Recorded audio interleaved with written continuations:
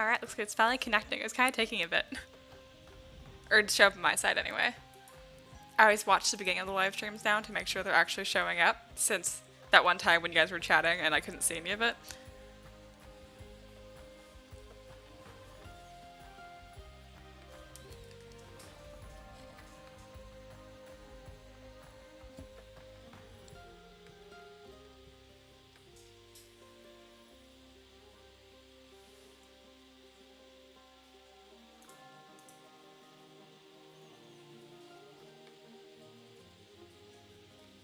All right, actually sounds good. Sweet. Yeah, hello to both you guys. I said that earlier, but I'm not sure if you guys could even hear me say that. So, hello. All right, got my concept art up. That is the wrong one. So today I'm gonna be finishing the texture on like these like lower wall mushrooms and stuff, so they'll look more like this top one. I'll probably be thinning that one out as well. And then for the most part today I'll actually be post-processing different models to be released tomorrow, which is not going to be super exciting. So especially if you guys have questions and things to chat about, let me know, because I'm just going to be sitting here while this post-processes and is boring.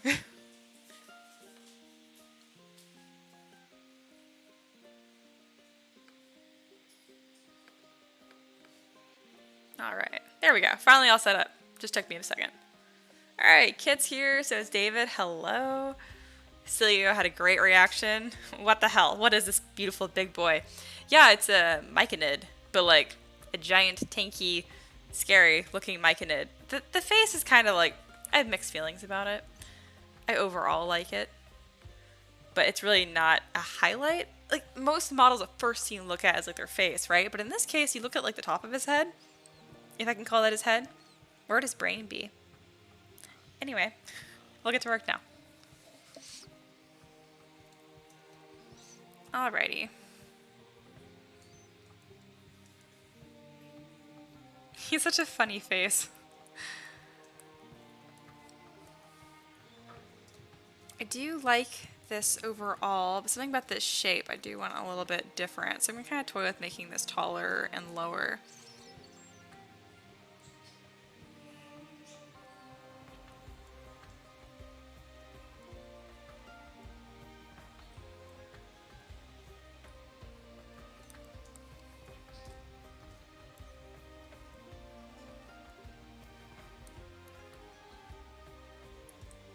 Yeah, I'm pretty happy with that. Posing this is going to be super easy too. I'm just going to like slightly shift his weight, and that's pretty much it. I had a pretty hard time with this model. Like, yes and no. Like, it didn't take me very long, but I don't know. It required a lot more like brain power than I was expecting it to, because it's such a weird, funny shape. I'll take a quick pause from this just to show you guys what it first looked like. I shared a render on the website, so I'll like pull that up really quick. Let's see. Here we go.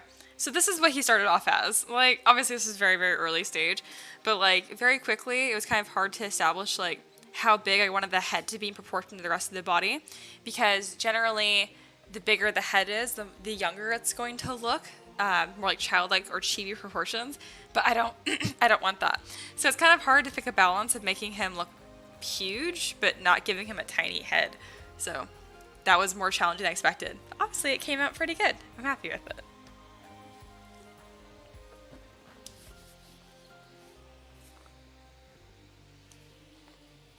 Kit says, despite this guy having legs, I bet he actually glides, because under those massive feet are hundreds of little legs like a starfish. Oh, that's really scary, actually. I love it. Yes, that's now canon. Celia says, well, I mean, myconids don't really need faces. I agree. So that's cute. He reminds me of Malphite from League of Legends. Well, now I have to look at what that is. I've never actually played League of Legends, but I had some friends in college that were hopelessly obsessed with it. And like hated the game at the same time. I don't know, they had a weird relationship with the game. It seems like most of you guys do. I mean, I can see it. I think that looks cooler personally, but I can see it. Alright.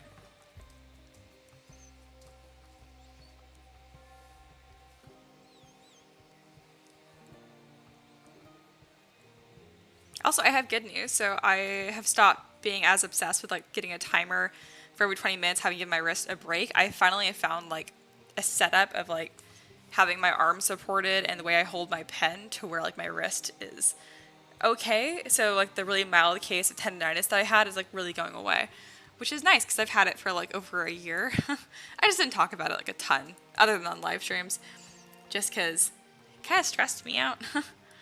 So I'm happy it's not a concern. Alright, so apparently I had subdivision levels frozen, but I didn't have any to start with. I'll just dynamesh it and call it a day. There we go. Alright, so for the most part, all I'm going to be doing to texture this and really to finish it is take Alpha 62, get some paint on here. I'll take this color, and yeah, just adding some texture on the bottom of these. It's going to be pretty quick. Something about this model doesn't feel like finished, but I think it's because if you guys have been following me a lot this month, my other models were like really complicated, like the Forest Dragon and the Wendigo, which I'll be showing those later in this live stream because I'm going to be post-processing them and giving them bases and stuff. Why is it being so dumb? Like, see, it goes straight and then it goes sideways and then it goes straight again. Interesting. I can increase the focal shift, decrease the intensity, and that should help. Yeah, there we go. No, it's still being stupid. Just gonna increase lazy radius. Come on. That's better. But yeah, these kind of textures do so well with dry brushing.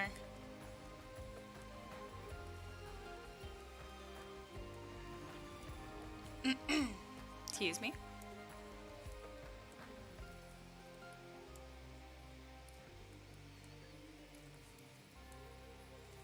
It's fine. I've always given myself a hard time for using this alpha too much, and then like doing this forest collection brought that to like a new level because I found a lot of different things I can do with this. When I bring up the forest dragon later in the stream, I'll go over how I use like this one alpha to do a lot of the texture work on it, and it's fine. It's not like there's any issue with using the same kind of brushes. I just think it's funny that I got specifically attached to this texture. And I've been able to make a bunch of different things with it. So I'm going to get the texture on the bottom of this, and then I'm going to go through to the edge here and kind of harden that up and probably give some texture on top too. I really hope someone paints this kind of like this. It'd be so cool. I like these models so much. I kind of want to do the painting contest theme. Just be any of these models for next month, but that's just because that's what I want to see. I don't know if that'd be the most fun. I'll have to think about it. I think it's too vague of a theme because I have like dragons, unicorns, like there's a lot of different things. I think it worked well with the elemental painting contest this month because everything was a little more like a level playing field. There wasn't like one model that really like was like ahead above the rest. I mean, I think it was a water elemental. I think that one is so freaking cool compared to everything else, but that's just personal preference. I know a lot of people like the earth elemental the most.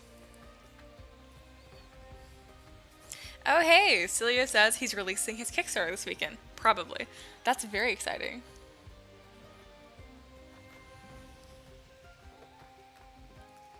Alright.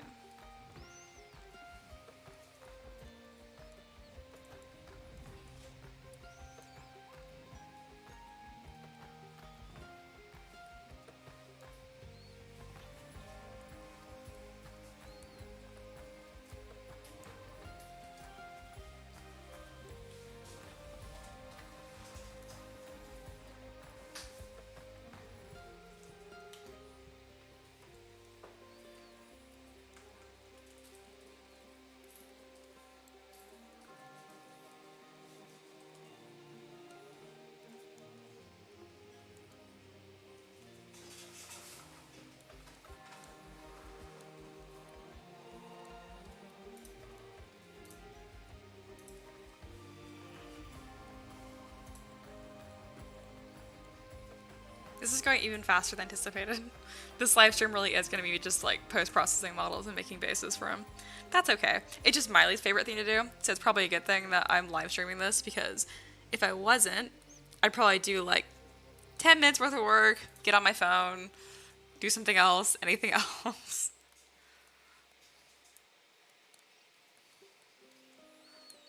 I'm a really hard worker because I happen to like love modeling and sculpting. I'll just do it for hours.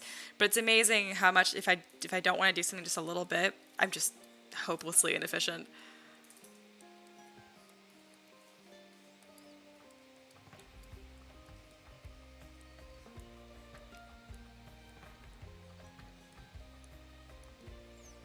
I could use this alpha to do like a really interesting like textured tiger, like a monstrous one.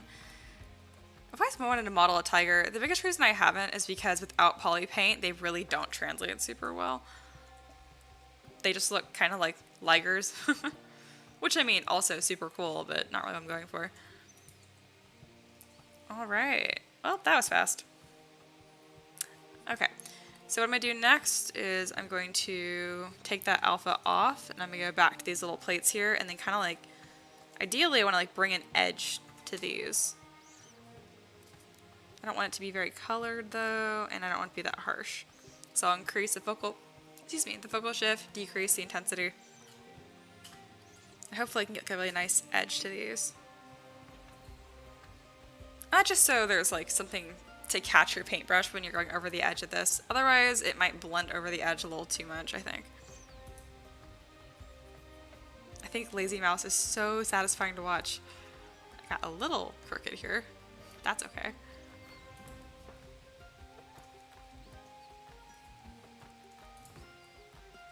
There we go. I think it makes a big difference. Like this is the before, this is the after, just to give some sort of edge to this. If I was being really good about this, I'd probably go through and like texture that individually, but I think it's gonna be a really small impact for how much time that would take.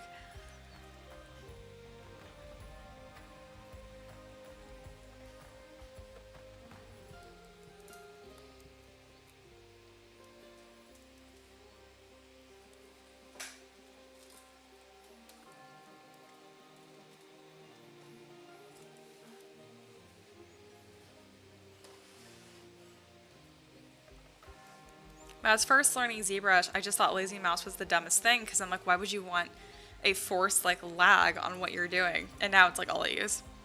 It gives you so much more stability and like smooth lines. I think it just came from me like being a gamer and stuff. I'm just like, no, you don't want lag. Lag is always bad.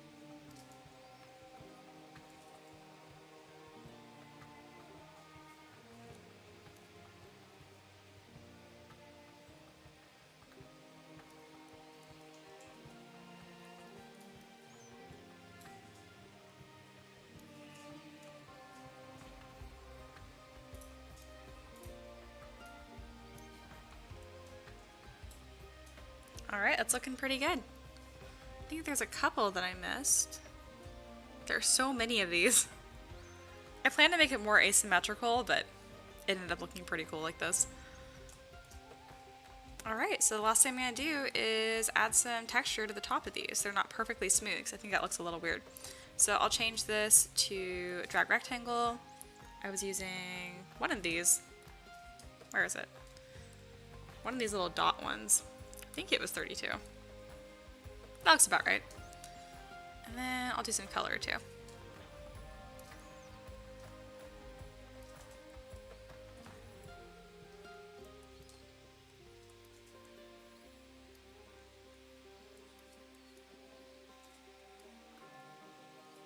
Alright, let me see what this looks like without poly paint. I think it's like, yeah, it's super subtle, which is good. I don't want to take away from how cool and how like textured those are. But I can probably get away with making it a little more intense. Ugh, it's a terrible color. There we go. Probably look at the chat again too. It's been a bit. Sarah says, I'm particularly excited to paint this guy. Alright, I'm excited to see it. Guys chatting about 3D printer stuff. Very nice. Kit says, kind of looks like you're dragging a rake behind you, like how one might even out soil in the garden. That's what it feels like. It's very relaxing.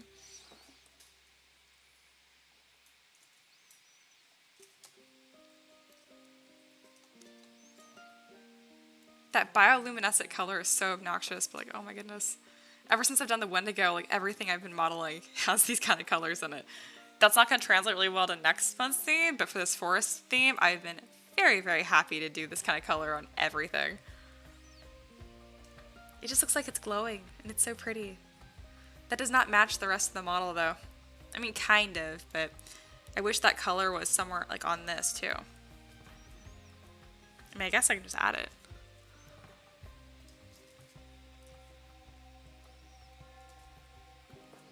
Definitely gonna turn back face and mask on, because I don't want to tear up the bottom of this model.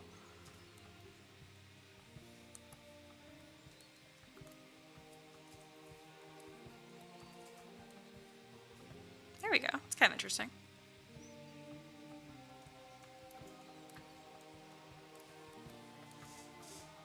Alright, I'm going to turn down the intensity on this color a little bit as I work down the model.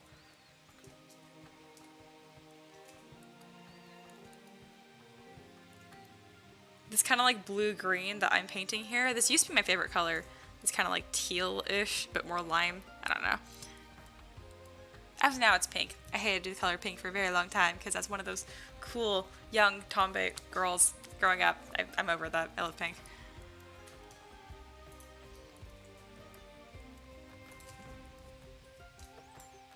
Alright, we're going to reduce the intensity too. Man, this color is like not... I keep reducing the RGB intensity, but like doesn't matter. It's still like neon.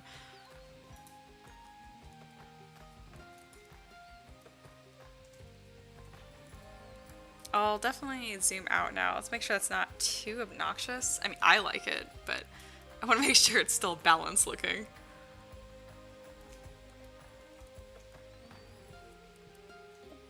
Alright, that actually turned out really good. Alright, so it looks like I forgot right here to have backface mask on, and that's kind of what I was talking about, where it like tears up the bottom of it. So I will smooth this out. I'm also going to paint it a little more correctly too. And then I'll go through with this texture and make this look a little more uniform. Also make it that dark blue too, so it all matches. This is a really small detail, but it goes a long way if you make your designs like uniform all the way around. There we go. Same with this, like I don't want this huge like bald spot essentially. Just adding a little bit of texture there just makes the print look a lot better.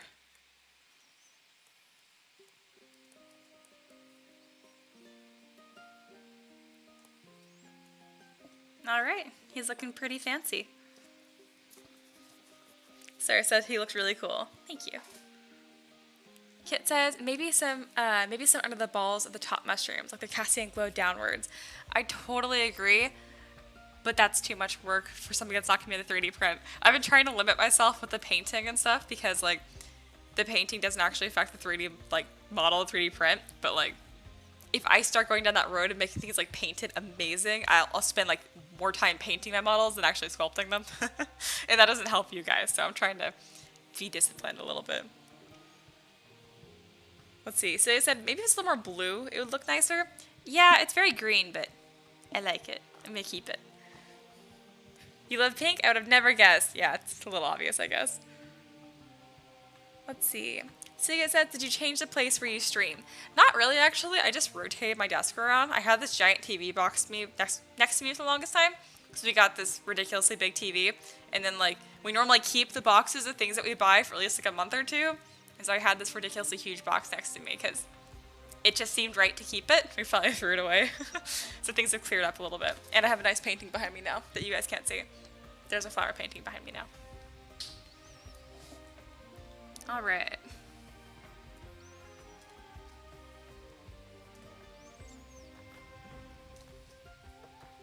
Even though I just said I wasn't obsessed with the painting too much, I'm gonna do it a little bit. I just want these to be a little dimmer. Just like in the cracks.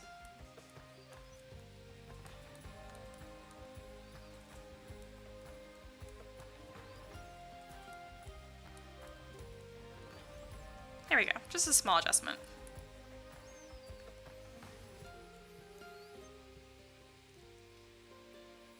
This model's pretty cool. Yeah, the back of those arms are so like not painted or textured, and it looks really scary. Get some texture on that, and then move this over. There we go. Yeah, what a tanky mini. He's huge. Alright, looks like I made a small mistake on his eye on this side. Yeah, it's kind of like scratching through his eye. I mean, it doesn't look terrible, but it's not what it's supposed to be.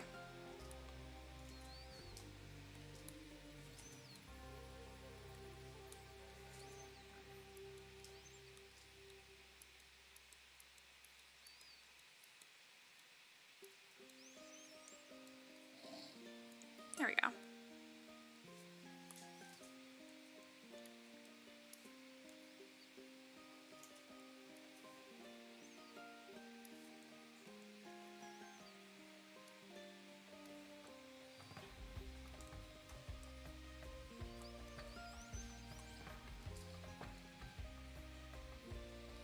Yeah, I think a seam all the way around would look kind of dumb. And the concept art I'm looking at, it does have that, but for this specifically, I don't think it looks super good. Did I forget to put an edge on this? I did. There's so many discs. There we go.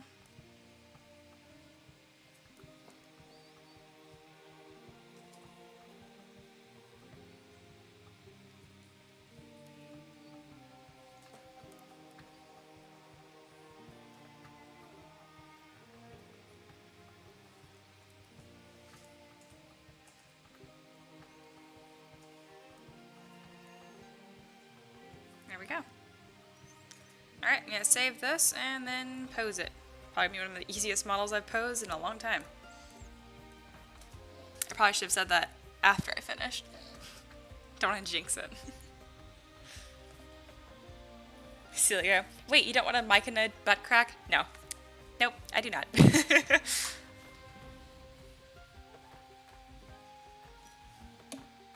see. Kit says, yeah, I have the same quirk. I really should throw away some of the boxes that are a few years old now. I feel it. But Ricky and I have been buying a lot of things like that we needed to replace. Like we bought a new coffee maker finally. We were using the coffee maker that his parents had when he was in middle school. Yeah, and I was like, maybe we should replace those. And so we did. It was only 30 bucks, and I'm like, wow, I don't know why we didn't do this sooner. We threw away that box though, I think, which is like really fast for us.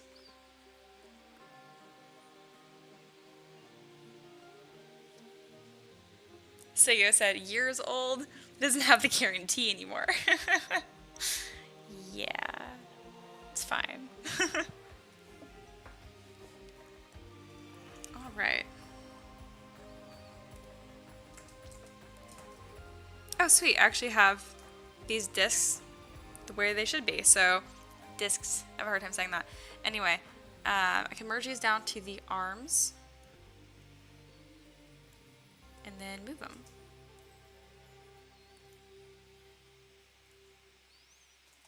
Should definitely merge those to his head.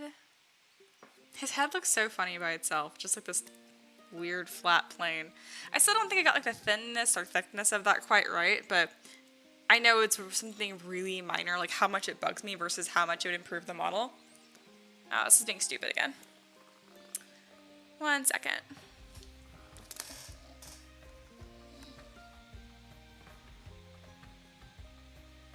There we go. Fixed it. Sorry that keeps happening. I don't know why it's happening. It happened last live stream too for the first time. but I fixed it. Kit is so polite. The vid is a bit weird. The video is very weird, but it's fixed now. Last time that happened, I didn't notice for like 20 minutes or something. I was very in the zone.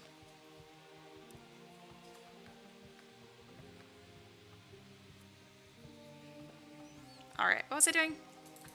Ah, yes. Merging things down, simplifying the model.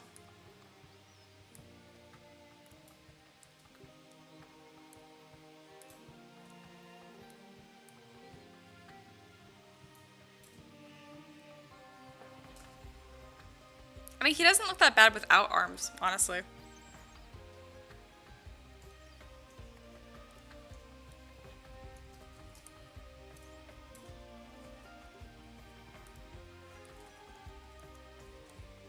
Oops. What is happening? Stop zooming in, Zbrush. Zbrush is being dumb because it has, I don't know, a somewhat high poly count. Alright, so I'll move this arm forward a little bit.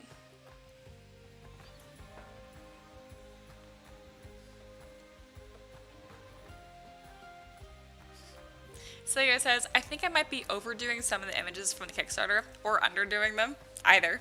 No ARM version confirmed. If you want, you can send it to me and I can look it over.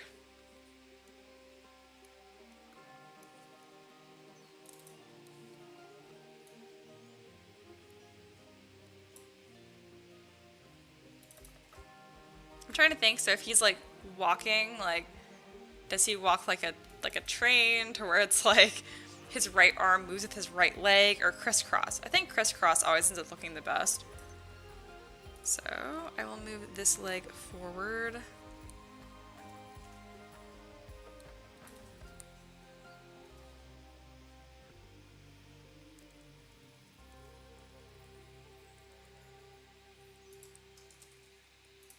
It's weird because usually I pose this, you know, like with joints, so I'd move this part forward and then bend his knee, but in this case I might just like shift the whole thing forward and then move this back.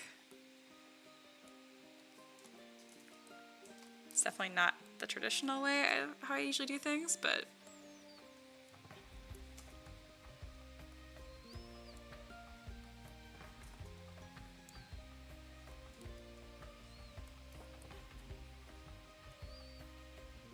alright, definitely need to move this other leg back, otherwise he's gonna be like falling over.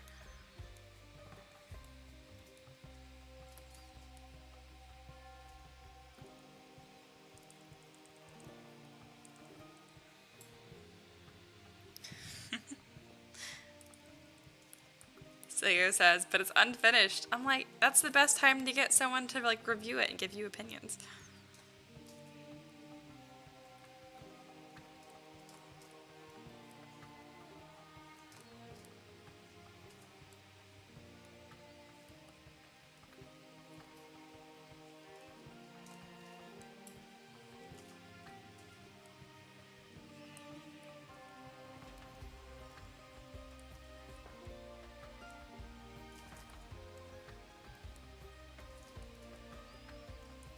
Alright, that looks pretty good.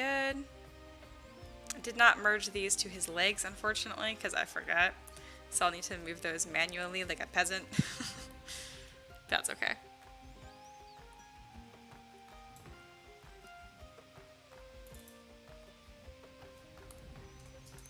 Oh my goodness, this is like something that's not important to you guys, but super important to me. So I use a Surface Book that's like folded over backwards. So it's like using a touchscreen laptop instead of a tablet, and it constantly loses pressure sensitivity. This is a really common issue. If you Google this, you'll get like hundreds of thousands of results with no solution. And I watched this video of this guy last night on like some obscure tablet pro crap he was selling for 25 bucks, and he happened to mention the solution. All you have to do is save your files within Zbrush. I saved mine to Dropbox, so that way I don't lose anything. You save within Zbrush, you keep pressure sensitivity. You save out of Zbrush, Zbrush is like, I don't know what that is, and you have no pressure sensitivity. So fun fact, I've actually been sculpting without pressure sensitivity for like 3 months or so. I don't really care unless I'm doing hair, but still it's nice that I can like actually have all the features that I paid for. Anyway, end rant. I just thought that was super important. Hopefully it helps someone watching this. But yeah. Let's see. Celia says, back in a while, gonna watch a few GIMP tutorials. Ugh, tutorials are the worst, especially for GIMP. I hope you find some good ones. Kit says, well, being a myconid, it's doubtful this guy has an internal skeletal structure. Right? I think he just, like, stretches where he needs to go. I'm trying to think of, like, if he did have a structure, what it looked like. It probably wouldn't be bone. Probably, like, cartilage.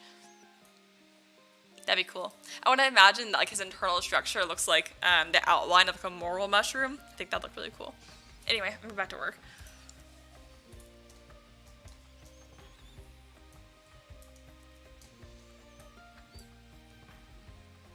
Go. You know, like, I never clear my throat more than when I'm live streaming. I think because I don't really talk a ton throughout the day, unless I'm having a long conversation with Ricky.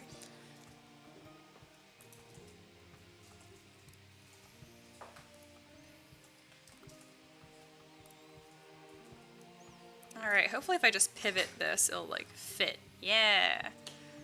And then I can, like, have, oh no. For some reason I thought that these were going to be close enough to touch, and I could, like, support the arm. Yes, that's not happening. Alright, I'm going to split this.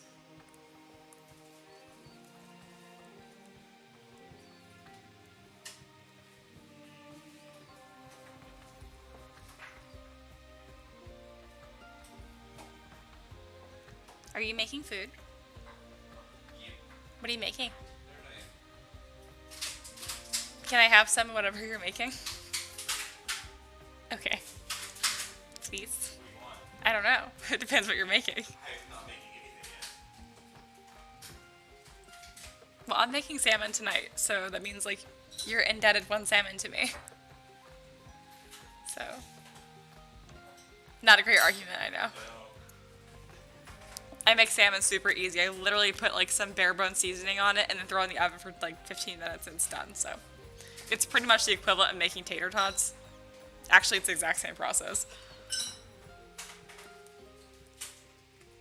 I hope you guys could hear him too, otherwise I'm just talking to myself. There's a person here, I promise.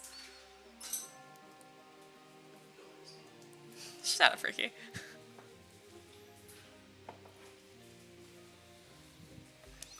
Alright. Ah, the mushrooms are not moving with his head. Why not? Oh, they're masked, that's why. Yeah, there we go. That was a super easy pose, and it's, I mean, I feel like this arm looks a little stupid. And I do think that this, okay, I'm gonna pull this leg in a little bit, because right now it looks like he's, like, touching the water and just testing it. Oh, you're just getting me water? It's because I keep hacking and coughing into the mic, so Ricky cares about you guys. Not you at all. Just the peeps. There, I should stop hacking so much. It is really dusty and hot here. It was 106 today. I don't know, some bullshit. Hey, Terry's here! And That's some fancy water too. That is bottled water. Ooh. Nice.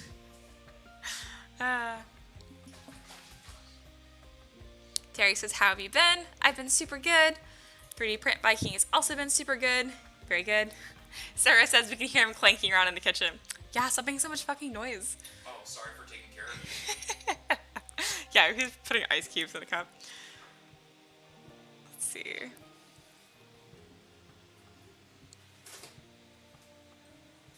Kit says, you mean you're not some sophisticated AI with a very photorealistic face rig avatar? Unfortunately, no. I think I'd make myself look a little more interesting. Not that I have anything against being very German and looking like a boring, normal German, but, like, I don't know. If I could look like anything, I'd pick something else.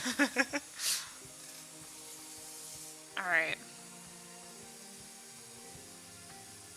What was I doing? Ah, yes, I was moving his arm, and then I was going to stop Zbrush. There. And then I was going to fix this leg, because it looks like he's almost going to start dancing. And the more I talk about it, the more I don't think it's a problem. There, that looks better.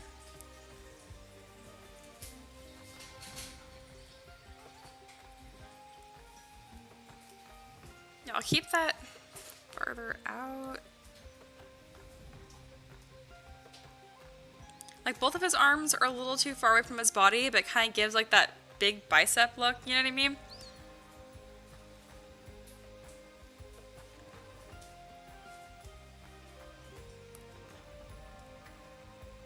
You know, I don't hate this the more I look at this. It's a little too much, but I do think it's funny and kind of cute. Alright, I want to make sure that his footprint, both of them are still roughly the same size. Look at his weird little myconid butt. Or don't.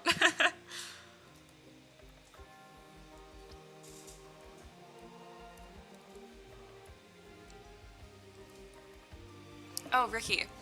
I don't know if I keep touching this cable or what, but occasionally it like glitches out the video and looks all ugly and stupid. Like, should we get a fancier one? Is there a fancier one? Don't touch it. I don't think I'm touching it. I think it's just doing that. We'll swap out because I have the same exact cable right here. So Okay. we'll swap it out for the next one, live stream. See how it Sounds good. I'll live stream again tomorrow, guys, in case you're wondering. Every Thursday and Friday, 6 p.m. Except I tend to do every other Friday, it seems like. No one's complained yet. But it is a thing I do. goes. Those Fridays are for you, girl. Then I shouldn't say I'm going to do something, but...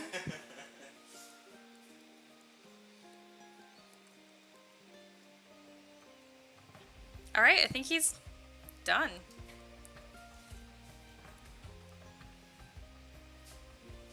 Let's see what it looks like without paint. I want to make sure he still looks good without paint. Wow, he looks very tree-like without paint. I mean, go figure, but like... I'm glad I didn't go too heavy with the texturing, otherwise he would look too much like bark, in my opinion. Alright, also there's some pretty not great deformation there from when I posed this, so I'm just going to smooth this out and then re-detail this really quickly. I say it like I'm on a time limit.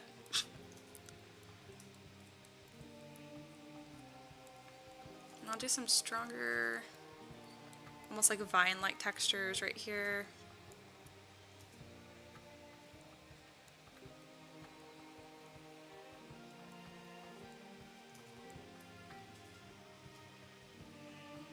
There we go. Looks nice.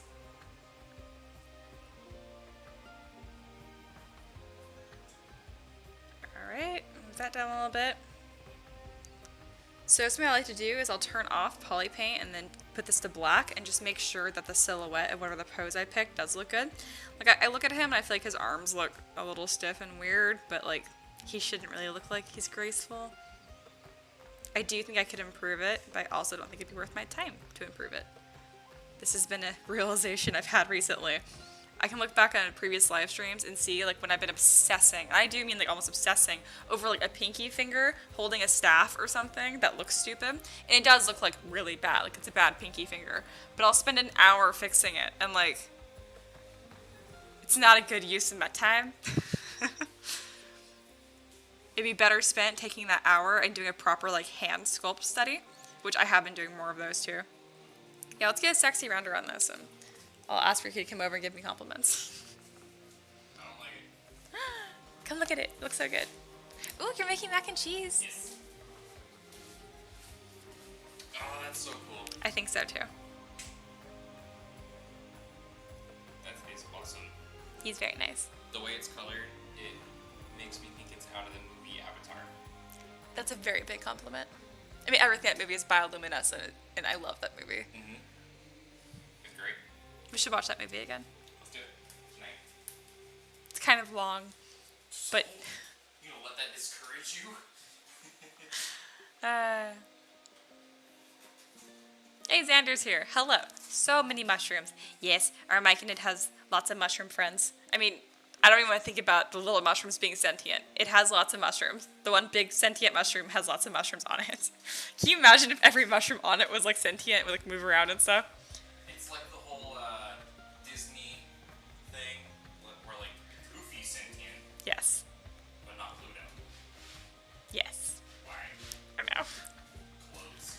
Clothes. That's Clothes. what makes it sentient. Well, I'm not going to put little jackets on all the little mushrooms. No. Just the big one.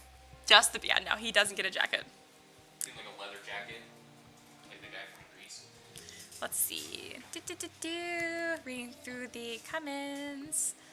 Kara says, or Kara or Kara? I want to say it's Kara because it's a K. It feels like more aggressive. I don't know why I called the K in your name aggressive. Anyway. She says, I love his little mushroom acne, and that kills me. That is the best comment on this model. Did you hear that? Yeah. I love it. Oh, I'm crying. That's super funny. I'm trying not to laugh, though, because then the mic sounds obnoxious. Anyway, Terry says, this model's epic. It might be my favorite now. Really? No way. That's awesome.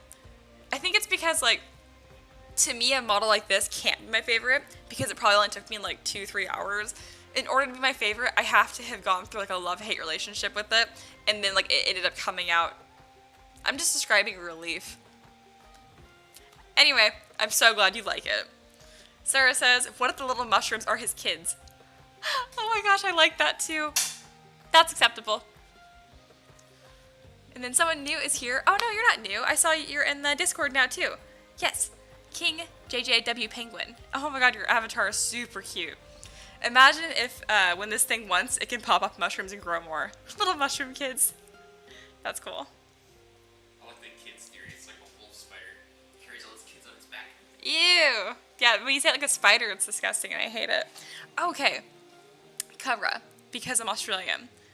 Makes sense. Kara. Yeah, I'm like Kara. Yeah, it's very American to like put and to everything. We have much harsher accent. Kara.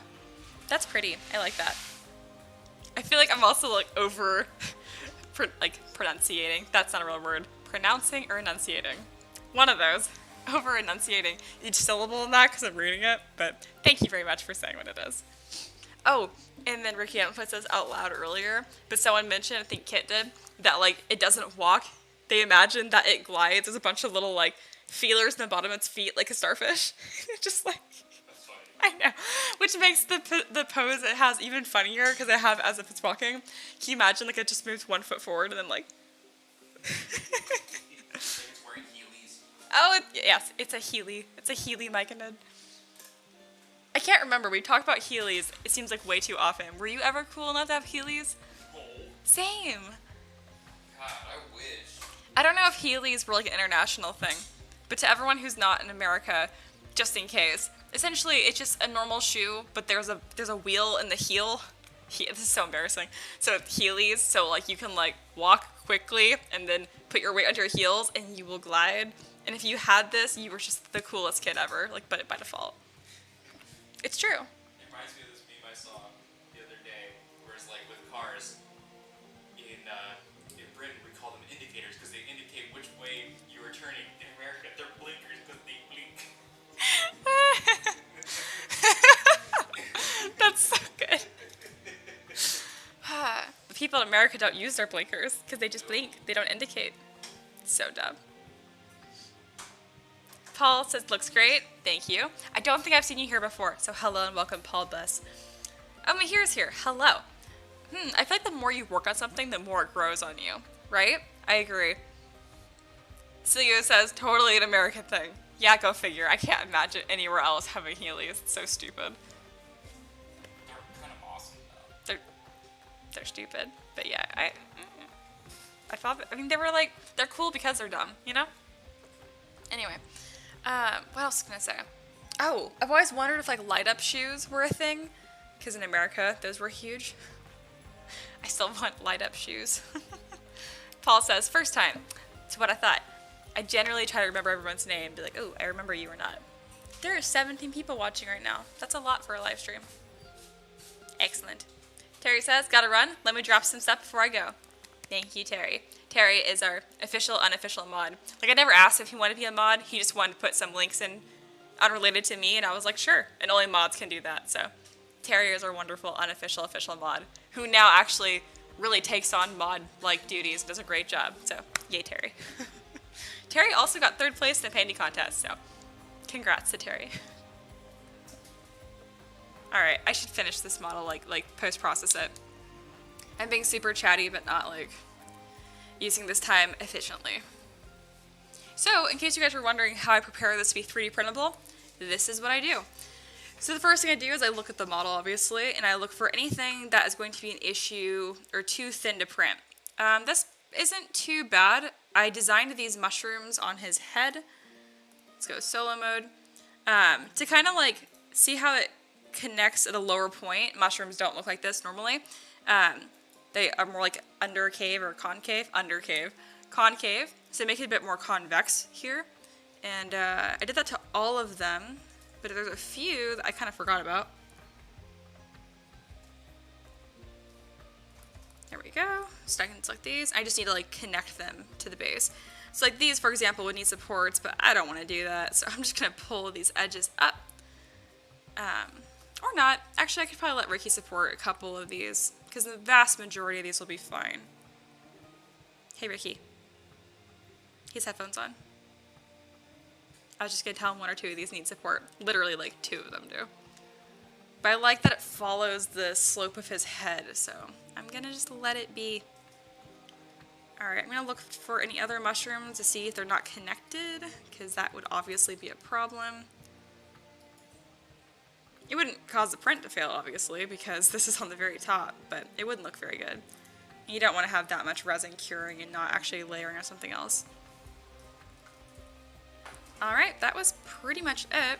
And now I can look at the rest of this and go to move with backface mask, and I can start pulling things down and connecting them if I need to. I really don't need to in this case. When Ricky pre-supports this, he's going to support like right here and right here, and the rest of this will take care of itself.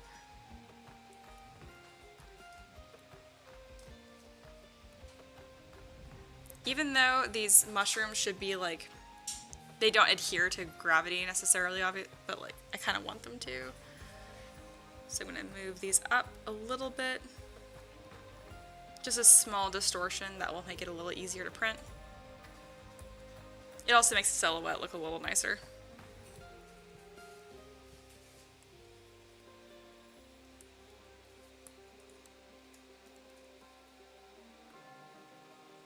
Yeah, that's pretty much it. Alright, so I've gone through my screening process. So now I'm going to go to merge visible, which merges everything that's visible. I know, right? So complicated. Stay with me here. I'm also going to change the document color so it's not so ink black and I can see. And yeah, I'm going to duplicate this model. I will rename the duplicate Remesh. And then I rename the original OG because that's just what I do. And then I'm going to Dynamesh this. And inevitably it's going to lose a bunch of details, and then I'll go back to the OG model and reproject the details back onto it. So yeah. That's what I do. Once that's done, I will decimate this, export it, and we're done. I mean, not really. I'll put it in a mesh mixer to like scale it, but... Alright, so this did a really fun thing called shattering. Shattering happens when there's a small hole somewhere in your mesh, and it does this kind of nonsense. Everyone admire how horrible and dumb this is. God, I love how the eyes are floating in its head. Alright, there's a lot of different ways to fix this. Sometimes I can just go to close holes, and that will fix it. Usually I will try Dynamesh just at a very low resolution to make sure the hole isn't so big that it just can't do it at all. Obviously it could. And then something else I can do is I can go to my 3D gizmo here and do remesh by union. So this is pretty much like a boolean, and it's gonna take anywhere that's an intersection and smooth it out. Honestly, it doesn't do a great job for like the purposes I'm using it for, but it does a good enough job. Alright, and I'll go to accept. And we're going to try again. Bam.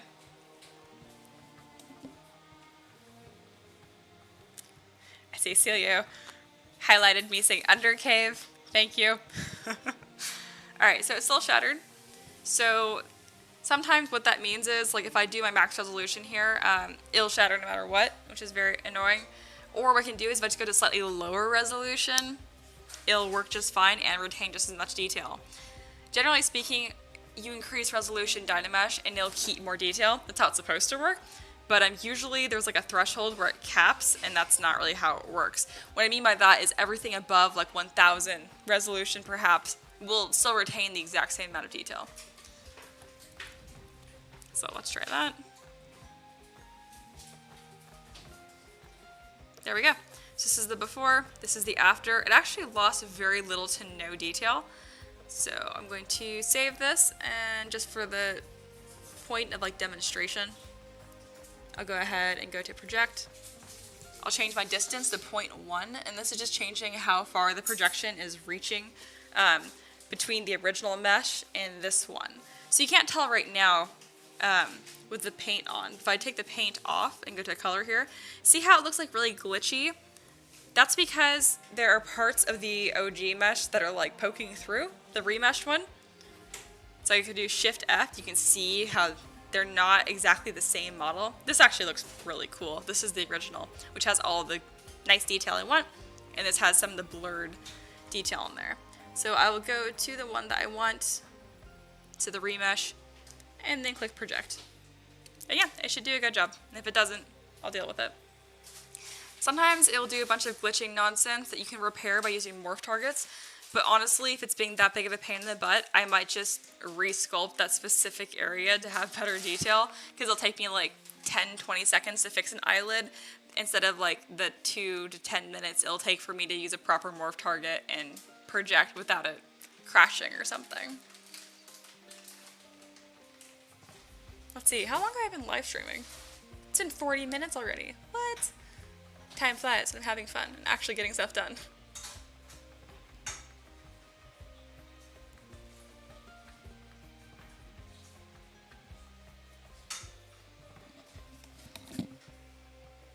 I had a little poof of hair sticking straight up. Thanks for telling me. You're just like, bloop. I looked at the screen, I was like, what is that?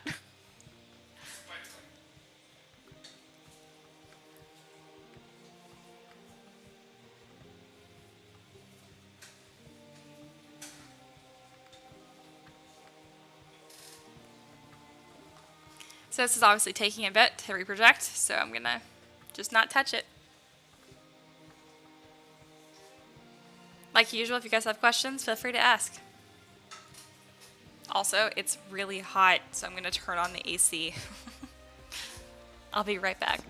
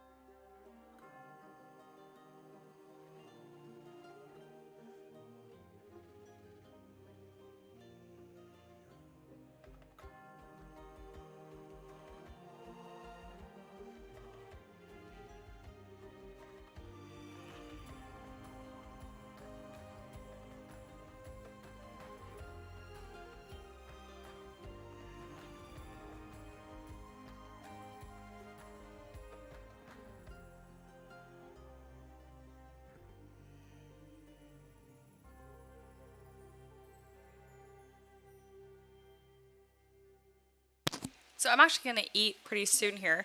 That's my little break sign up, but it's not there. Oh well. Alright. Yeah, Mahir says it's been a warm week. Warm this week in California. Yeah, definitely. David said, yeah, I got to 80 or so here today, which is hot for this time in Washington. Ugh, 80 sounds wonderful. It's going to be like 86 this weekend, and I'm so excited about it. I actually really like hot weather. That's when I'm like most comfortable. I'm around like 80, 83-ish. I'm like comfortable. But yeah, it's like triple digits here, and I'm not a monster. So obviously I don't enjoy that. Just waiting for this to reproject. Given the amount of time it's taking, I bet it's gonna glitch. Also, my computer is like on fire. Whatever.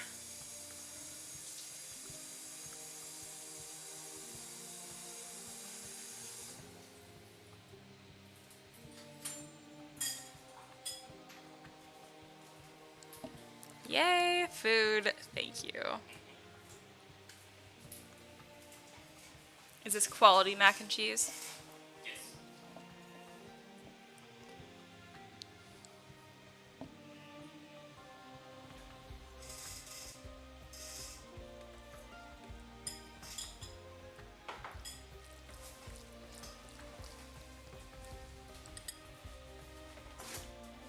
I'm gonna let this keep doing its thing and projecting, and I'm gonna sit here and eat my dinner. So if you guys have questions, like, feel free to ask.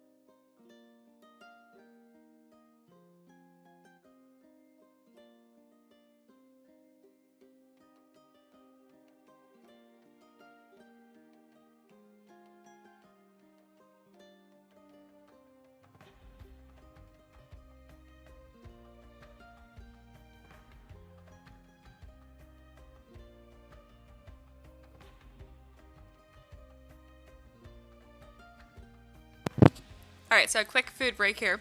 Looks like it's done remeshing. So this is the before, this is the after. I know, it's really hard to tell. So let me zoom in. It's before, after. It honestly makes it look a little bit worse in some areas, but like,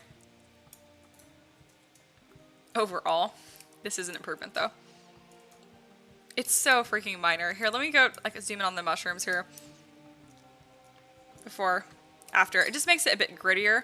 I know it doesn't look super nice or like polished when you zoom in, but I'm just going to decimate this anyway, and it's going to make it look low poly when you zoom in anyway.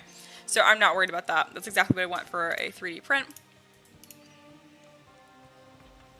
Let me go to Decimation Master. I'll keep poly paint, might as well, and then pre-process current. Once this is done, I'll decimate this to probably about 400, 300,000 points. Maybe less than that. There's a lot of flat spaces here I can probably get away with. But we'll see. But anyway, I figured I'd bring it up to anyone who joins this live stream. Is like, does she just sit here and eat mac and cheese? Like I do other things too. This is what I'm doing. Ooh, there's a question. Casey said, do you know any other good places to learn ZBrush, specifically for making miniatures? Obviously, I recommend me on my Patreon, but I think you already know that. I recognize her name. But as far as other good places to learn, I'd recommend YouTube Ask ZBrush. It's a video. It's not their channel. The channel, I think, is Pixelogic ZBrush. One of those two. But they do an Ask ZBrush series that's really, really nice to getting specific questions answered. You really have to know like what you want to do. It sounds like you want to make minis, which is perfect. There's not a ton of resources on like specifically like crafting minis, but you'll do a lot of the same process as everyone else, like character creation and stuff. You can go to places like Udemy or Lynda or Skillshare to learn the basics, but honestly, you can learn all the basics for free really easily. You need to understand how to use Dynamesh quickly, just because that'll help you concept your characters, combine meshes, stretch them out, that kind of stuff. Get used to like the 5 or so brushes you're gonna love. Like for me, I love using these brushes up here, specifically Move, Clay Buildup, Dam Standard, and Smooth, which isn't up here because that's a hotkey. But that's really all the brushes that I use consistently. What I'm trying to say is there's really not a ton to learn with ZBrush to get rolling. The hard part isn't learning the software. I'm sure Mahir will know this too. It's learning to develop your taste and to train your eye on what to look for and how to like translate things to a 3D space. Because obviously we see in 2D, I don't know, this is all in like art theory and stuff, but the point being is you're not seeing what you think you're seeing a lot of the times. like foreshortening is really a hard thing for 2D artists. I can cheat with that. Foreshortening is like if I put my hand towards the camera, it's like a really dramatic pose. If you read comics, you'll see a pose like this or whatever, reaching towards the camera. And so my hand's obviously a lot bigger than the rest of my arm, but in reality, it's not that much bigger, that kind of stuff. In 3D, you can cheat with some stuff like that. But technique, that's what you really need to start learning. So I'd worry more about just learning like the very bare bones basics on YouTube, and then just doing it a lot every single day, and you'll learn what you need to know. That was a long-winded answer. Anyway, you're welcome, and sorry. Cilio says, okay, so I'm going to take on your help to tell me if it is a shitty job or not with those fancy images. Here's the image. All right, no links here, duh. I think you have my email. If not, I'll link my email right now. Also, I see that this finished, so I'll go to Z plugin and decimate this to 400 points, 400,000 points. I'll do Shift F because I always think it looks cool to see it. This is the before, and then you can see it process. It's kind of neat. Yeah, this is the after.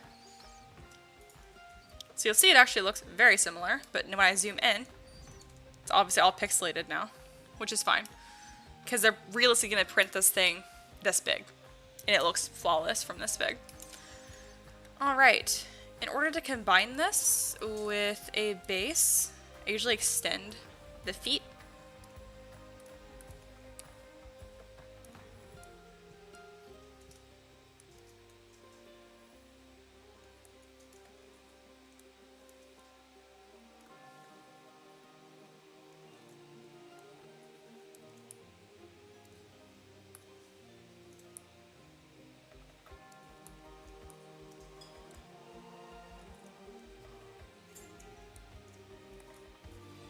There we go. And then I will export this.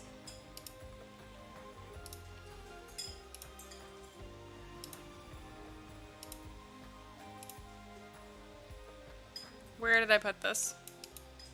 3D print. Yeah, there we go. Alright. Myconid. And I'll go ahead and open up the Forest Dragon next, which will be a little bit more work to get this ready for printing.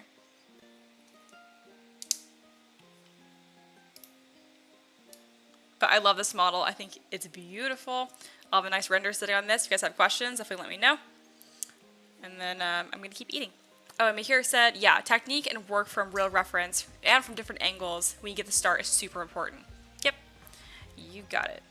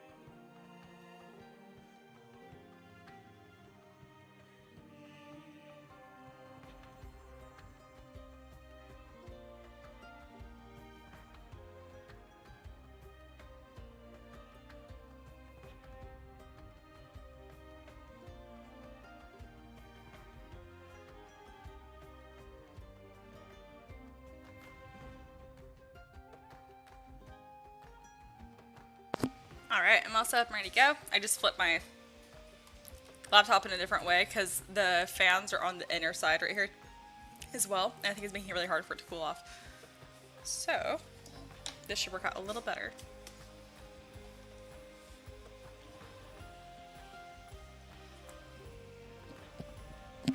Alright, so this obviously looks awesome.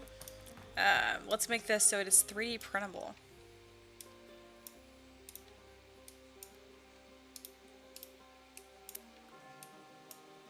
So I'm going to be looking, again, for what I was looking for in the last one, which is anything that is going to be unnecessary overhangs or stuff like that. Also just making sure that the model is on the same plane as well. You can tell right here that the feet are a little bit crooked. So again, the mask pen, I usually just draw a straight line. You can tell that one foot is much higher than the rest of them. So what I'll do is I will mask these areas off and just grab the move brush and pull this foot down a bit.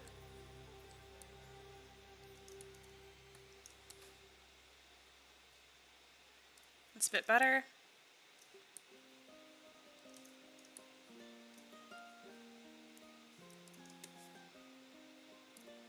I can always flip this over and then make sure that the feet are actually being affected. So like these two, like it looks like I was getting them, but I was not. So it's a lot of adjusting to make sure that this is going to print well. There we go, that looks much better. And now I'll do the same thing for the tail. So it's a little hard to tell with poly paint turned on, so I'll go to a lighter green here. I can really easily see where that mask is. And I'll usually go through here and like manually paint, but I'm not too worried about that at this stage. I just want to make sure that they're close enough. That's not going to be pain for me later.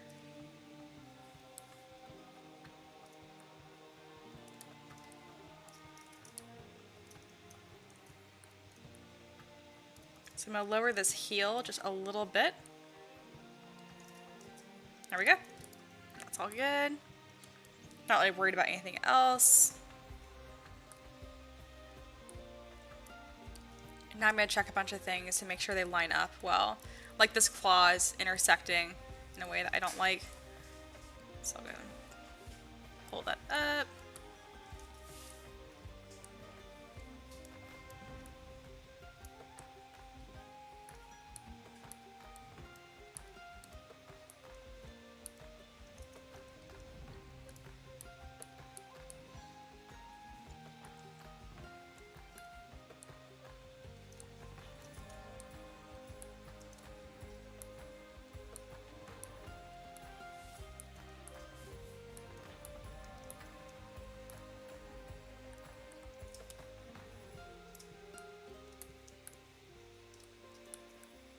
So I want to make sure that this foot is laying on this rock as much as possible too, because I don't want there to be any unnecessary overhangs.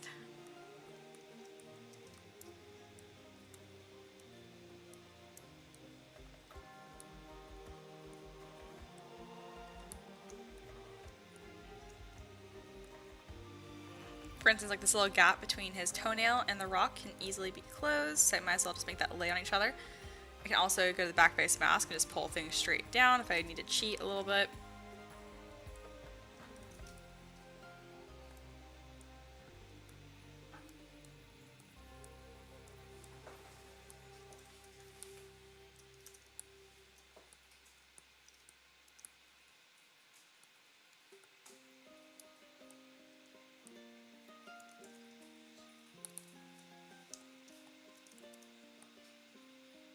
Go, it's been improved.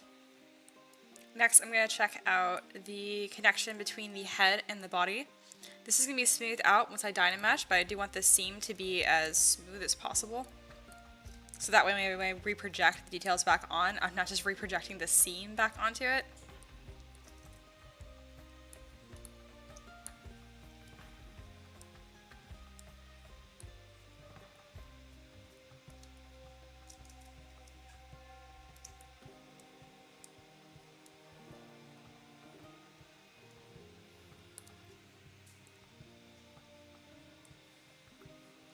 And yeah, the head here looks really odd when I move around because this is in subdivision levels. If you're not familiar with what that is, I can show you really quick. So if I go to each lower subdivision level here, as you can tell, it gets much more blurry, and that's because there's a lower poly count. This just made it easier when I was working with the model as a whole and prevented my system from being too bogged down or anything. That's why you notice whenever I move, it goes to a lower subdivision level. Alright, the next big thing I want to check out is the wing. So I'm going to solo this actually. And I did this by polygrouping this kind of like in lines like this, and then attaching a curve brush after I frame the mesh. But I want to make sure that all these little leaves are laying pretty flush onto this wing, otherwise this will be a printing nightmare. It actually looks really solid. I'm not too concerned about this at all. I'll still go through here with an inflate brush. It won't look as good up close, but it'll prevent any printing issues, and it'll be, again, as far as like aesthetics go, like a marginal difference.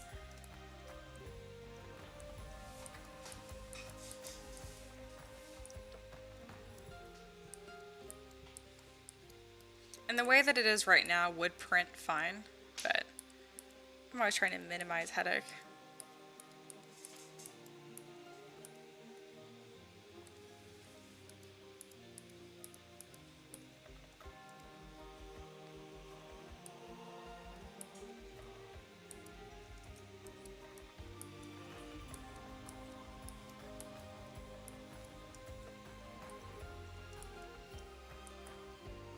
Alright, that one looks good. Kind of zoom out and see like how this doesn't really look that much different than the other wing, because it's not a huge deal, but it'll help with 3D printing. Alright.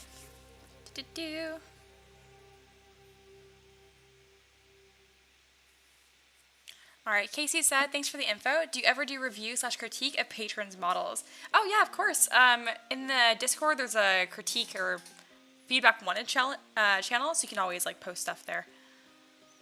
Let's see. Mahir said, have they not fixed and returned your all-in-one yet? They did fix it and return it, and it had like unbearable coil whine. It sounded like a very, very small, like, siren, essentially. I mean, it was loud. It was miserable.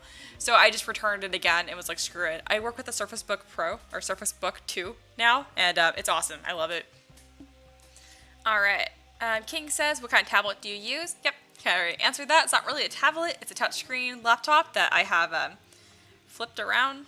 It's hard to explain. It's a really cool laptop. You haven't looked at it before. Surface Book, the screen comes off of it, and then you can also flip it around and reattach it backwards, and then flip it upside down like a tablet. It's pretty awesome. Alright, and then lots of comments from Dave. Let me just skim through this, see if there's any questions.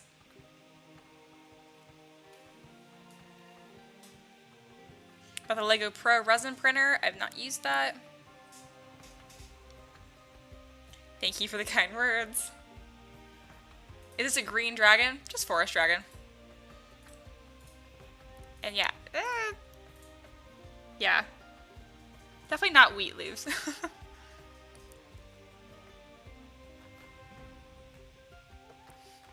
Celio has very fun comments like normal. Green dragon. Dragon's based on color, so basic. Dragon's based on things. That's where the fun starts. Candy cane, puppet dragon. That cracks me up. And then Dave says you could do sculpting texture for video games, and then Celio has like a small, like very funny emoji face. She does sculpting texture for board games. Yeah, I agree. I have no interest in doing video games at all.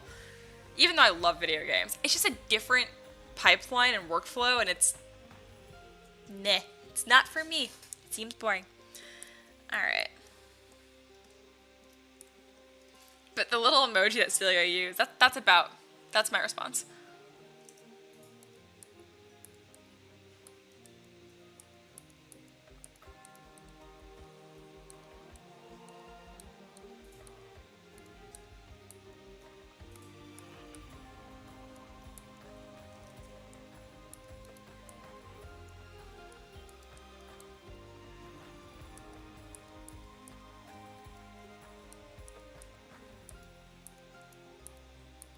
Alright, just kind of do the same little thing here, and I'm going to see what it looks like if I do move and back face mask. I'm just kind of curious if I can get this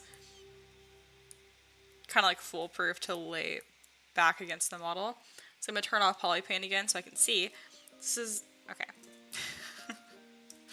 Turning off polypaint. Stop. There we go. And then I can kind of pull these back and see the difference and see if I care.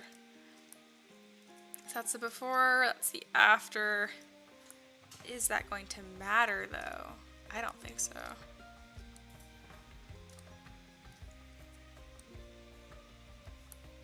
It's affecting the other side because it's not supposed to.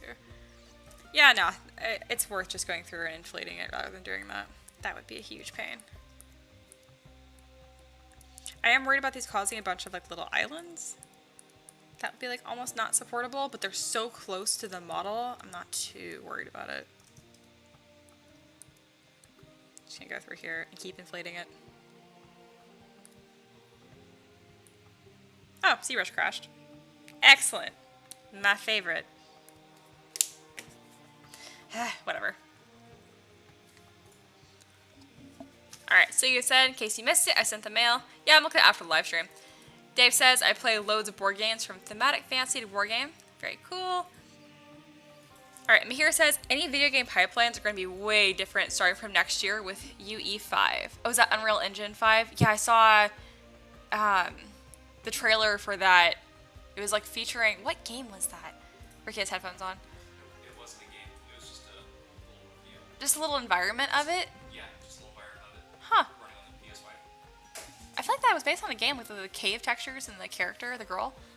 Yeah. Huh. That was They just made for for it? purpose. Man, it looks so freaking good. But yeah, I'm excited about that. Alright. Stupid Zbrush. It's okay.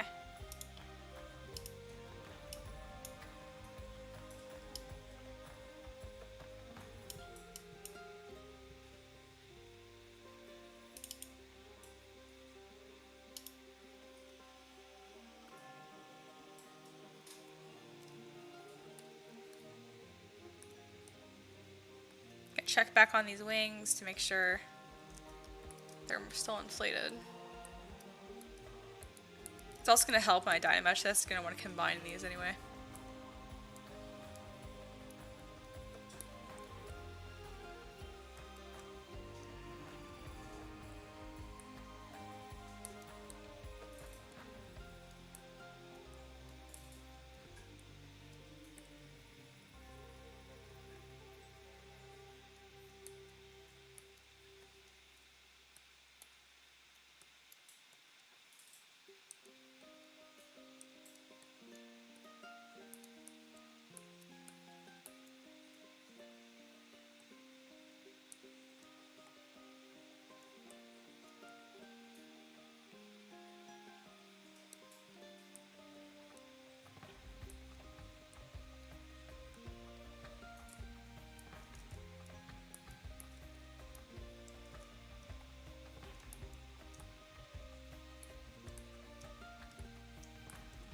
Alright, I think I'm happy with that.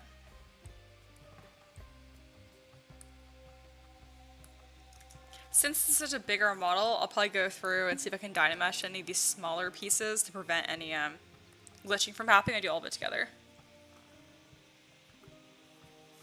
Alright, Casey says, what do you think about the future of selling 3D models on Patreon? I hope it grows so we can all get pro and do this full time. That's a very nice thing to say. I think it's going to keep growing. It's going to do really well. It's not going to be the same as it is now, obviously. What I'm trying to say is there's a lot more bigger companies that are coming in. So if you're like me and you want to do this full time working for yourself, you really need to market yourself. A lot of people that support me because I exist. Obviously they love my work and that's great, but I also have people supporting me when I kind of sucked. You know what I mean? And the reason for that is, again, because they want to support me. I see a lot of young artists really pushing themselves to produce as much as a company will produce. And you're not gonna win. Like, don't try to be the Amazon of minis. Like, for example, like Titan Forge was an established company before they did Patreon. They quickly jumped to the very, very top. I love their models. I have nothing bad to say against them. I think they're great. That is a team of artists. But I don't know the name of a single artist that works there because that's not the point. The point is the brand. So if Mia K, if I want to compete with Titan Forge, I need to produce, 15 to 20 very high quality models a month. It's not going to happen. It's just not going to happen. Especially because if I do catch up to them and they start losing money because of it, then all of their artists will work like 10% harder and make 30 models a month. But I'm already maxed out. Kind of get what I'm saying?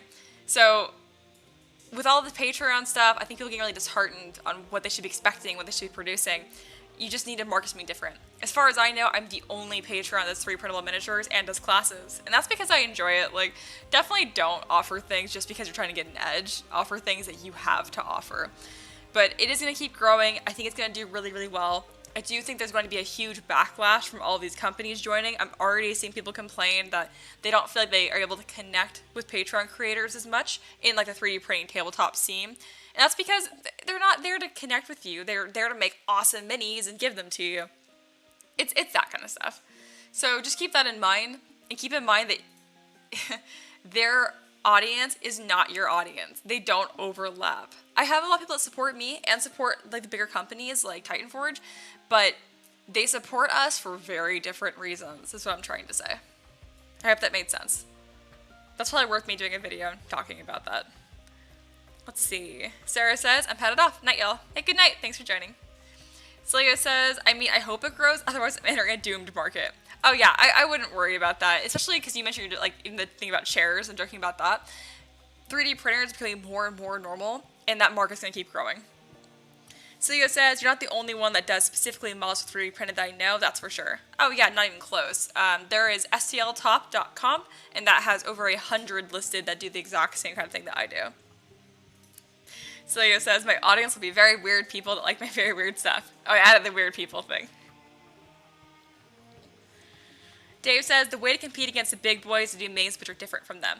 I disagree. There's nothing from stopping them like, oh, Mia did a mica knit that was cool. We're going to do 50 of them.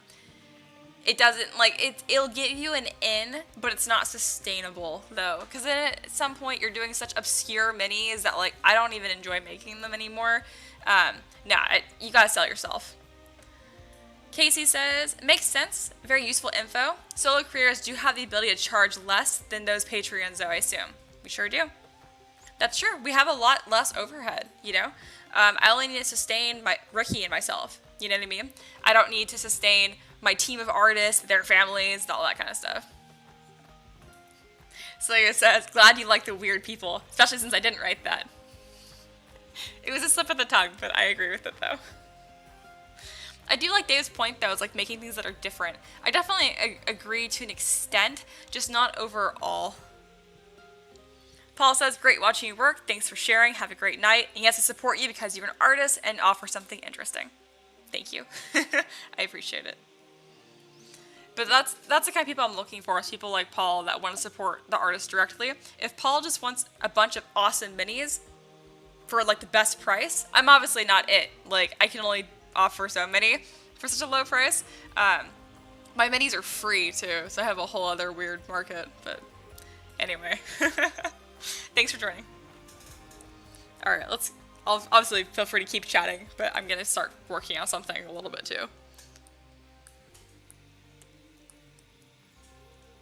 But no, I've had like 101 different ideas people propose to me of how to like get ahead of the market. I get a lot of people that are super concerned that I'm not charging enough for my models, which always makes me laugh because I don't charge for my models.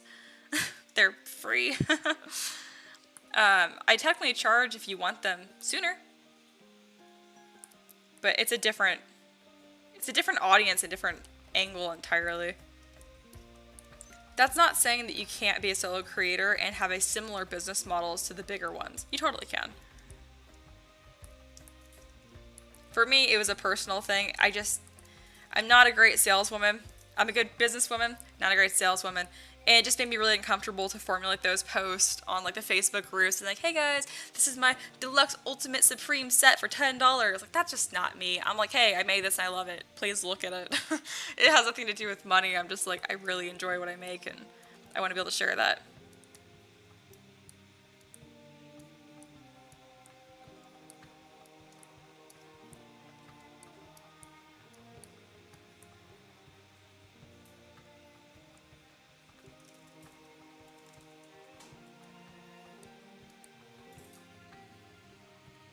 So I was thinking about putting these against his arm, but it's really just taking away from like the literal, like the gravity that's happening right here. It's making it look weird. So instead, I'm just going to add thickness to it.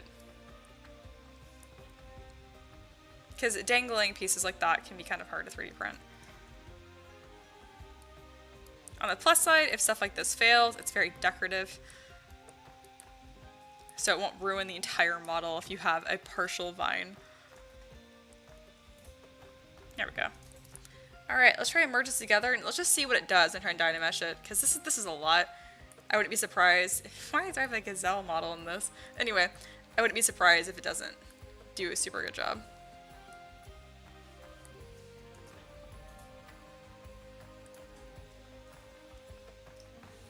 Move my keyboard over.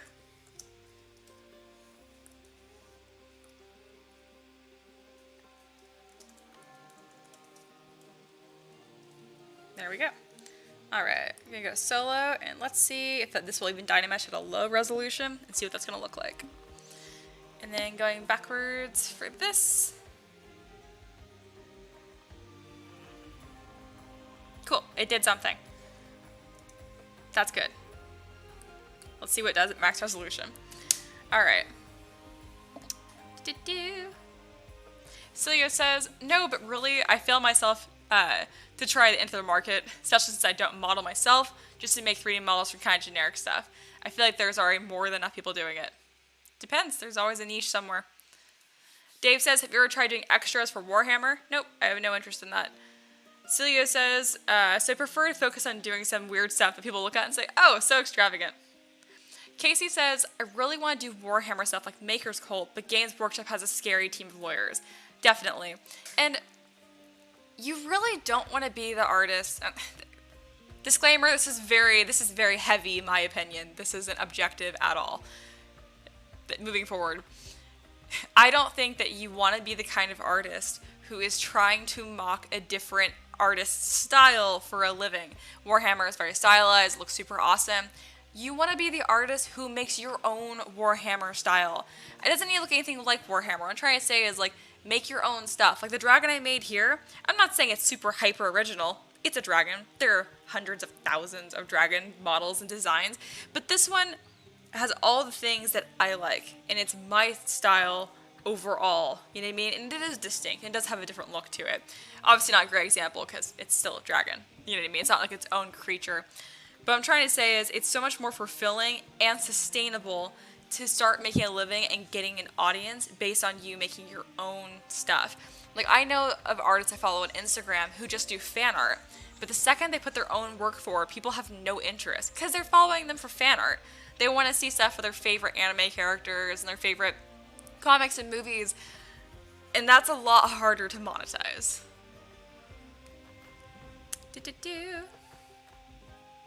Alright, and then Celia said just make it not quite. And I get you, like, there are ways to get around it, but again, my biggest point being is, like, you don't want to be the artist who just does knockoffs. Make your own shit. It's so much more fulfilling to design your own style and be proud of that. Zaxa says, hello. Alright. And then people are more joking about how to get around the copyright, and again, I think that's boring. That's very my opinion, though. Zaxa says they can't exactly do anything but make you take it down unless you're planning to sell it. That is true to an extent. I was surprised by this, actually. Let's say, again, when money is involved, it's very easy to take earnings because you made money. If you didn't make money, it's hard to take earnings. But let's say, this is very out there, but it is true. Let's say I made a fan art piece of Mickey Mouse. And if Disney could prove that by my Mickey Mouse fan art, by going super viral and getting a bunch of attention, if they could prove that that caused losses on their side, either in internet traffic or whatever, I would have to pay. Even though I made no actual money, if you're causing losses to their side, you do. It's a huge mess. Again, international law gets really complicated, but with United States law, that's how that works. Again, I don't know, copyright or whatever, info disclaimer. I don't really know what I'm talking about, but I've read a lot. But don't take me like, what's the word I'm looking for? I'm not a professional.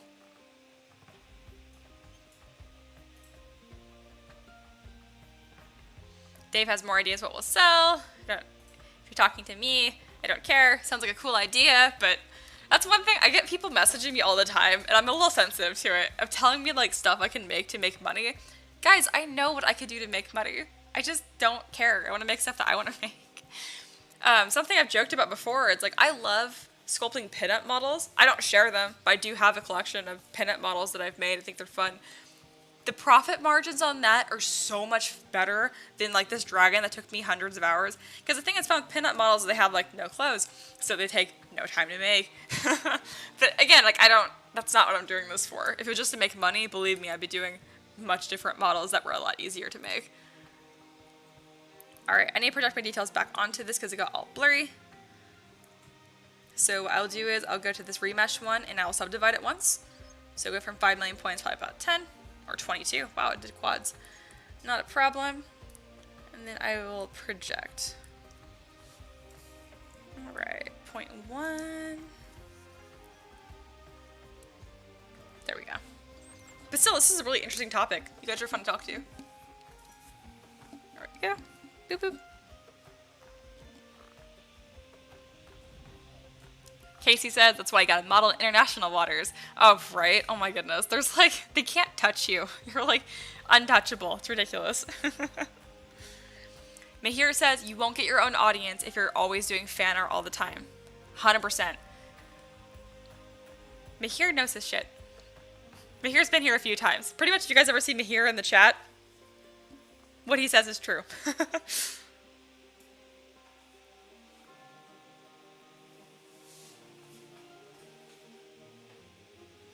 Celia says, you know, the dragon without texture, it looks kind of like a mummy dragon. I disagree. To me, it looks very clearly like vines and wall mushrooms, but I could see this still being painted like that and looking really cool. And Kit has a good point. Mickey should have been the public domain about 30 years ago. You are correct. That is a very, very interesting story. Zax has mentioned Disney's the main lobbyer to keep extending the U.S. copyright. You got it. Dave says it has a 50-year limit, or you think so? I think it's 50 or 70 or something like that. It's, yeah, in that range. It's probably going to take a bit. There are so many small details and pieces on this. I'll need to go through and inflate some of this again.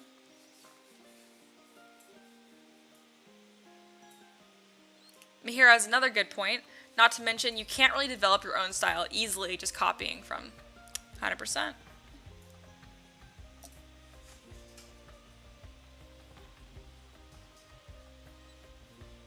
I let this keep processing. This is probably going to take like up to 10 minutes. So, again, not a super excitable live stream when it comes to our like painting, or not painting, sculpting and stuff, but it's been fun hanging out with you guys.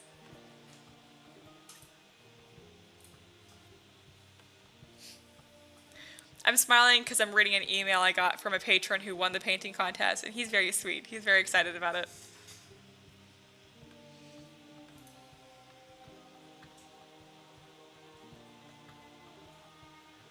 Alright, I'm going to check out what Celia sent me, and you can see my reaction live. Oh yeah, this graphic looks fine. Yep, title looks good. I like the outline. I like that the background, you can see through it. It's nice. The text you wrote is funny. I read all of it. The only question I have is, like, you have, like, the character and then the text box, and you have, like, a circle at the bottom. I don't know what that circle is for, if it's, like, for price or something. But that's my only criticism, is that seems weird, the circle down there. That's it. Looks good to me. You could probably go for something that's less harsh than the black. The black is, like, really harsh, but it's nice that it puts, like, distance between, like, the text and everything else. I'd say go for, like, I don't know, a softer black. But, nah, looks good. Not a worry.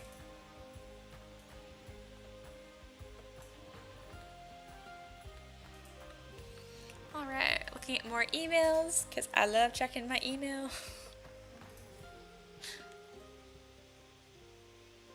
I always feel like guilty when people become $10 patrons, like at the end of the month. I'm like, you're gonna get charged again in 3 days. There's nothing I can do.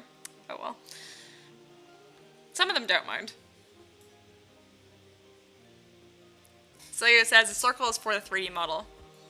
Shouldn't it be bigger? I'd make it a bigger circle then. If you want to showcase the 3D model, I would swap it to excuse me, to where that's like the biggest. That's so small compared to the rest of it. Yeah, definitely make that like huge. You want to showcase and show off those 3D models. They're gonna look sweet.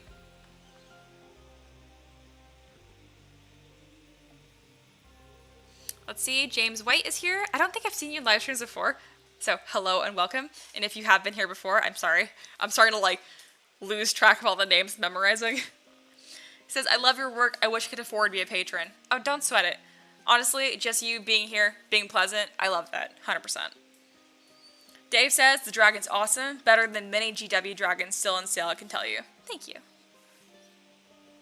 Casey says, anyone else getting the Lego Saturn? It looks sweet, right? I am all over that. I'm definitely going to buy one and do reviews of that and stuff. Celia says, yeah, well, the Fiverr guy didn't do the best job ever. That sucks. I don't know how, like, what your budget was, but if you're comfortable sharing how much you spent or paid your Fiverr dude, I can let you know if Ricky would have done it. Ricky is the other half of M3DM, and he does all my graphic design and stuff. I have a guy, Celio, from the not Discord, the live streams and stuff. He's doing that Kickstarter, the one with chairs that he joked about. Was doing a different one. It's cooler. It's kind of like knockoff Power Rangers, but D&D style. Anyway, but he paid a guy in Fiverr to do like graphics, and like they're not terrible, but like the 3D models, like the circle for the 3D model is like really small compared to everything else. And I'm like, you would have done a way better job. So I was kind of curious what his budget was, if he's comfortable sharing that, because if so, I'd be like, you should hire Ricky, because Ricky doesn't suck. Yeah. He said budget was $100. Yeah. Yeah, Ricky would have done that. Yeah. And the guy was more than twice the accorded time late. What the? I hope you left a horrible review and like got your money back somehow. That sucks. I'm sorry. I'm sad for you. Yeah, you did one for $50. That was like sweet. The banner for Ray. Yeah. Really simple, but... So you're just like, God damn it. Hey, at least it's only $100. You know what I mean? Like you'll be making more than that in your Kickstarter, so it's okay.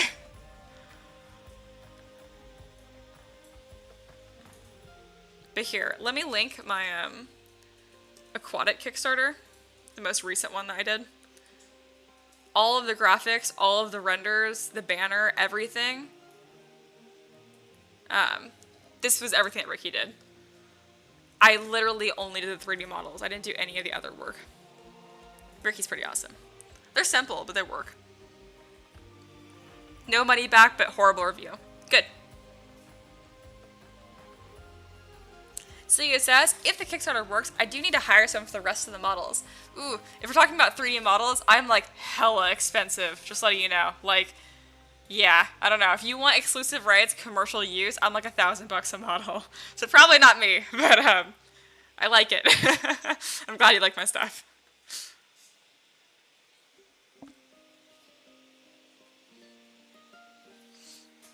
All right, this is still, wow, this is super hot. All right, well, we're just hanging out while this is being slow and whatever.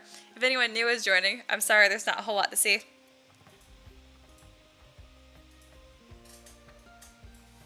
So he goes confused.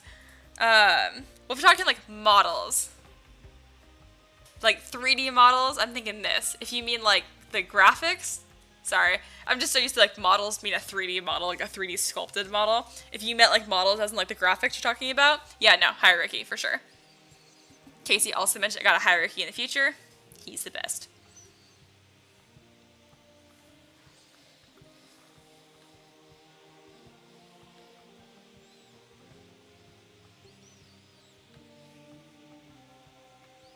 All right, James says, who paints your models? I don't really have anyone that professionally paints them once they're printed, but as far as like on the screen who's painting them, I do. I do all the digital painting too. And then like figures. Yeah, I don't have anyone that professionally paints them. I don't sell any painted ones.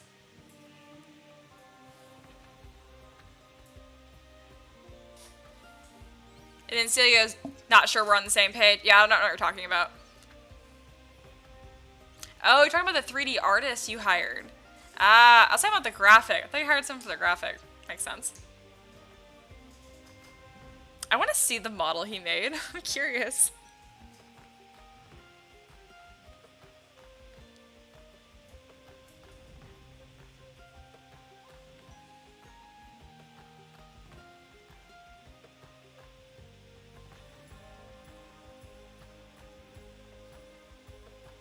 then Dave's on a whole other different page too. Yeah, no, we're good. Yeah, no, Ricky is my guy. Totally different. M3DM.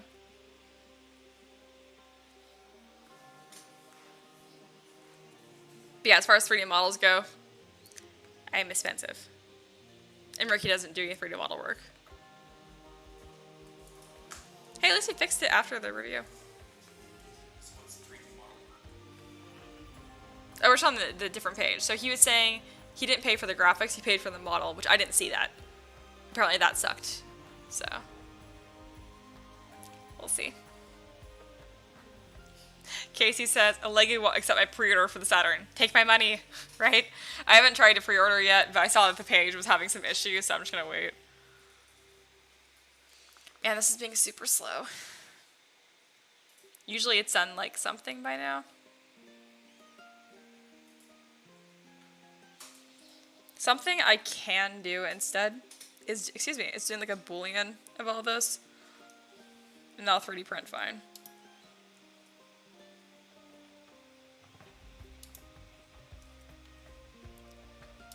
Can you just like stop the operation?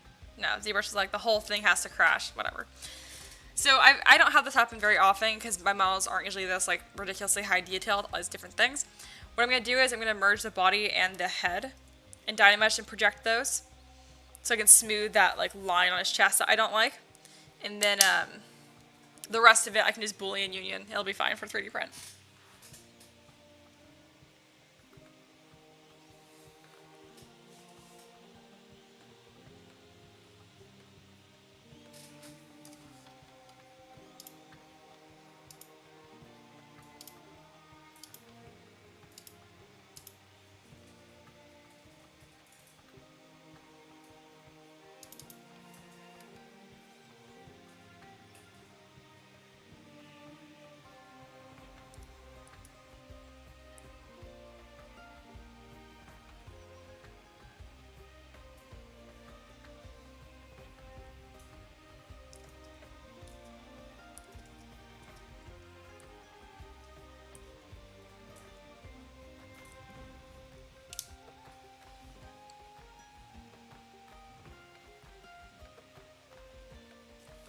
Oh, sweet. I got the 3D model from Celia. Let me see what this looks like. Alright, there's the concept art. That looks pretty good.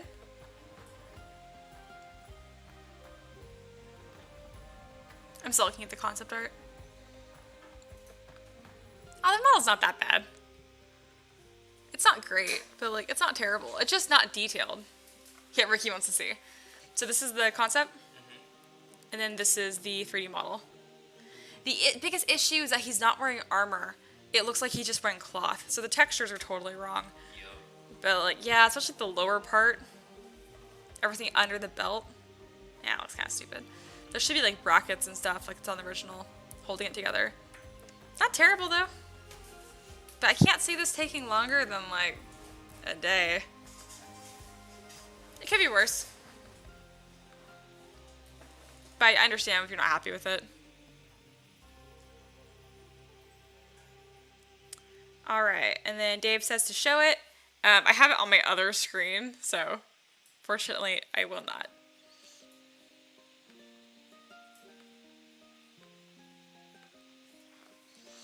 Okay.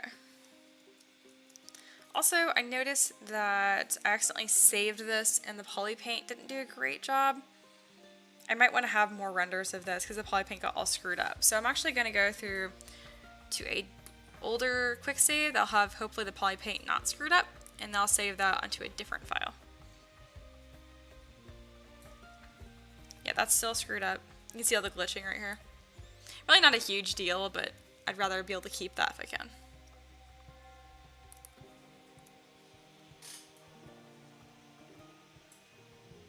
Yeah, 9 days is a bit long.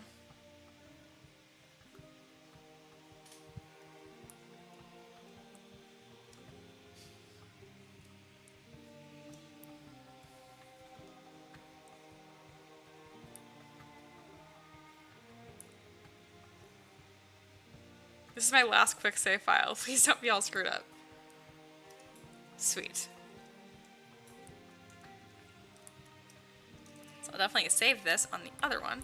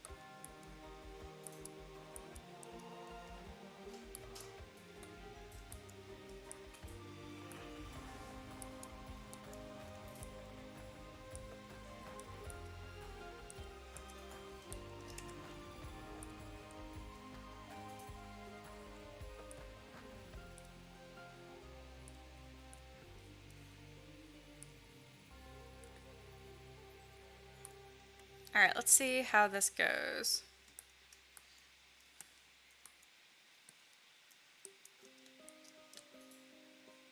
I'm gonna try and dynamesh this and reproject this just on this one piece.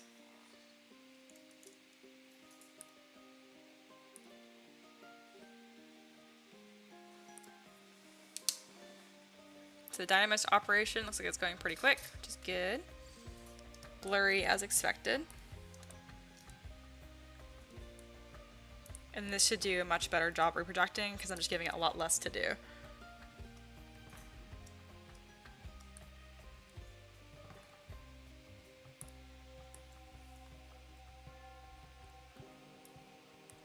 Alright, hopefully this doesn't just sit here for 5-10 minutes and do nothing. Because before I couldn't get to go past this 3-second time, it just got like stuck here. We'll see.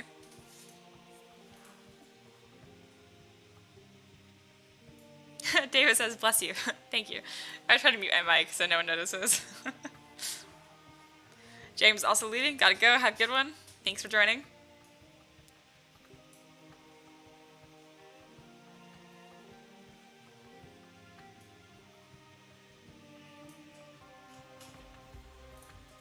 Oh, sweet. This is actually like processing and doing something. Sweet. That's what I wanted.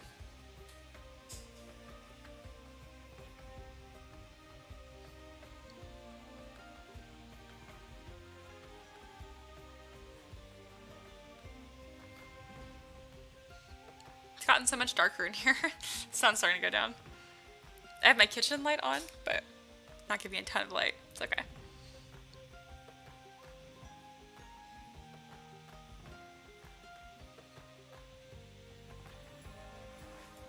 I'm really proud of this model. Remember, I did the head during a live stream as well, I think, and I was just like completely baffled by like how good it came out. Every now and again, like I keep reusing assets and kind of like, it feels like I'm kit bashing than sculpting. So it always feels good when I go back to like sculpting stuff from a sphere pretty much, and it comes out this good. Alright, this is before.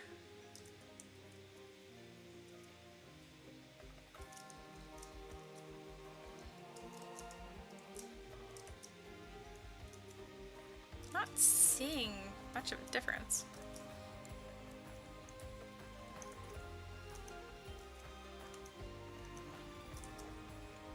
That's after it was dynameshed. Really not seeing the projection that happened.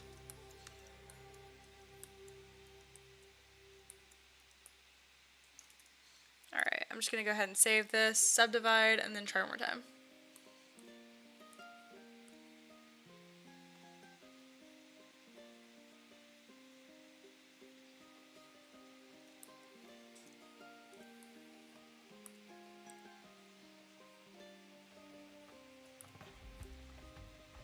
Yeah, so this is like the original right here, which is really sharp and looks great.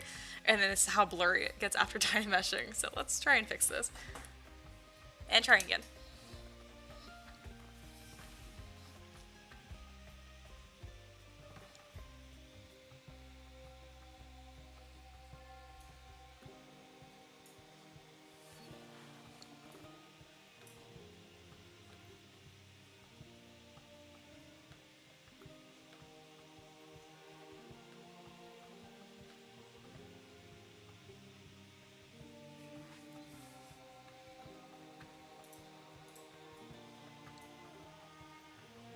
Slayer says, but a wise looking dragon. Yeah, I'm happy with it. He looks very old. Let's see, Dave tagged me saying, you made a good point before regarding artists becoming a bit anonymous in big companies. Games Workshop doesn't write credit to artists in their books often. Gone are the days of John Blanche. Yeah, for sure. I mean, that's part of the agreement though. It's kind of the same for working for Disney. Like, obviously the artist names would be in the credits of like a movie or something, but for a lot of things, they're not really listed. I'm not sure how it is with Games Workshop. I know bigger companies like Disney or maybe even Pixar too. But anything that you make while being employed there is also owned by them. I don't know. It's a tough pill to swallow. I don't think I could do it.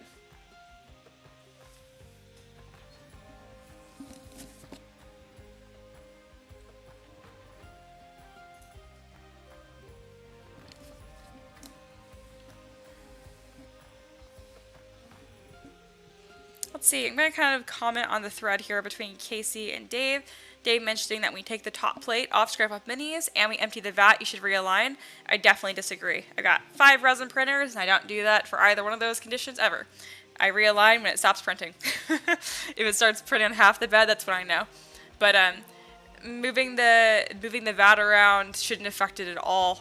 If you're putting it in a new vat with a tighter FEP or looser, I mean maybe. But other than that, I definitely disagree based on my experience. But if you want to do it, obviously go for it. I just wouldn't recommend telling other people to do it. Yep, Casey mentioned mine never moves out of alignment. I have heard it's a manufacturer defect if some beds don't keep their alignment. That's a good point. If the ball joint, if it's a photon, gets a little screwy, that'll happen too. Ooh, looks like this is actually working this time. Every now and again, if it takes a long time to reproject details back onto it, it just results in this horrible glitchy mess. Hopefully not what's happening right now. We'll see.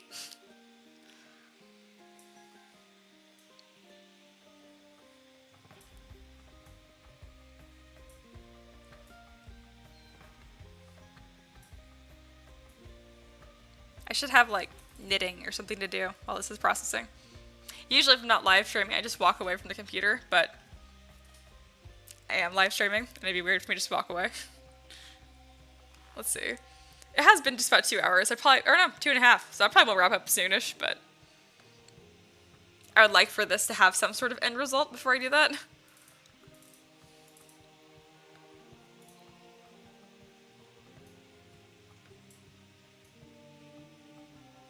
Saxon says, I take mine apart and tighten the ball joint on the inside. Casey says you have 5 resin printers. Oh my, I'm jealous. Yeah, I kind of outed myself just now. I mean, one of them I didn't pay for. One of them was sent to me for free. The Photon Zero I have is like a prototype. The build plate isn't tapered. But other than that, it's pretty much finished and it works great. I have, mostly Photons. I have one Lego. I hate my Lego. My Lego Mars is honestly awful. I think I just got a bad one. I just cannot level this thing for the life of me. Ricky and I both cannot get this thing to print well. It like smashes the base on every single thing we print on it. It just sucks. I still want the Saturn though. I'm sure our Lego specifically just sucks. Yeah, Ricky's nodding his head. Because other people recommend it. They swear by it. And they have no problems like that. So, oh well. This is slowly making its way. Let me put my little mouse there. Ooh. Yay, that I can like really see if it's jumping. I'm bored. Ricky's working on videos. I'm just sitting here. I like chatting with you guys, obviously. But I'm just staring at my screen, waiting for this to finish. Well, I'm just waiting for this to render now, so. Casey says Photon Master Race, right? I love them. Photons are my favorites. We do have one Photon that kind of sucks, though. Not anymore. No? Are they all pretty good now? Correctly once. Oh, okay. I know we had one that like was like the. We had one that was being finicky, but that one that was being finicky is now using the yellow resin. Oh, really hard to print with. Yeah. Yeah, I guess so. Still better than our Lego. Yeah. I still want the Saturn. Oh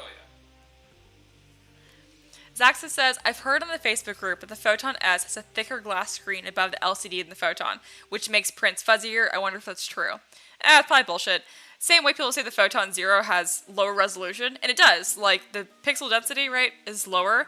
Well, the pixel density is almost the same. Right. But because the screen is smaller, there's less numbers. Right.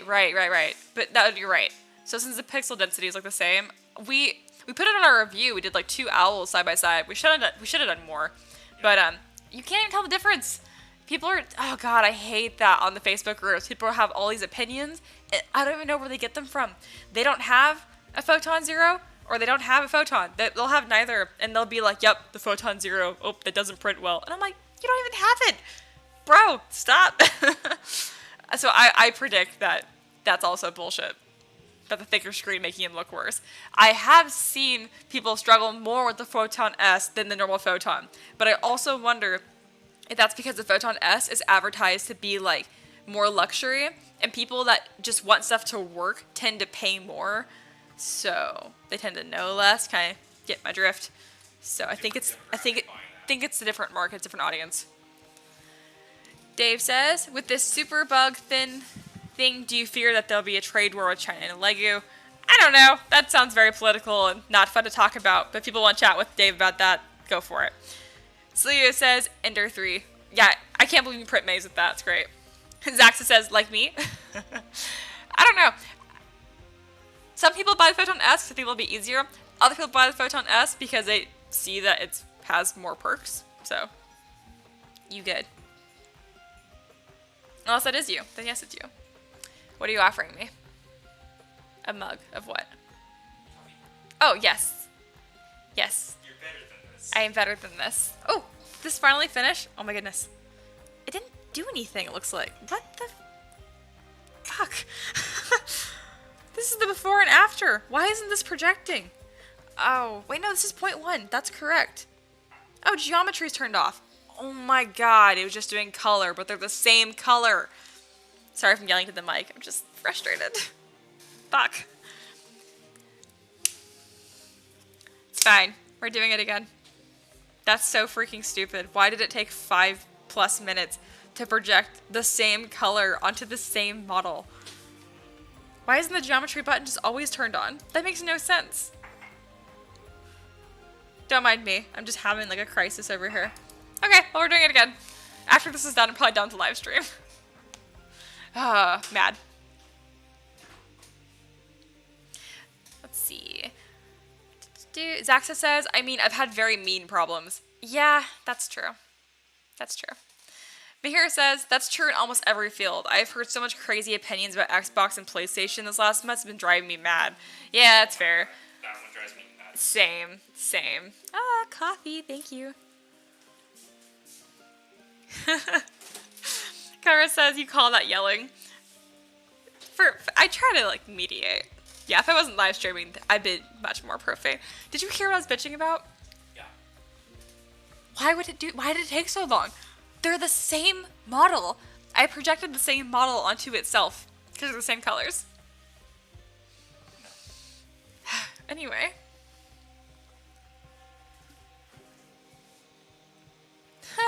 Kit says, trade war, like the one we've been losing since it was started. And that's all I'll say on that. I appreciate your comment. I think it's funny.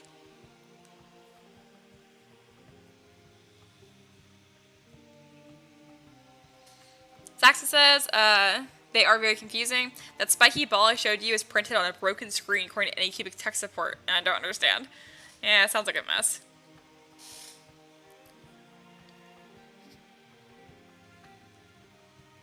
Kit says, people repeat what they hear from friends in colleges and advertising sheets from competitors without actually researching things themselves.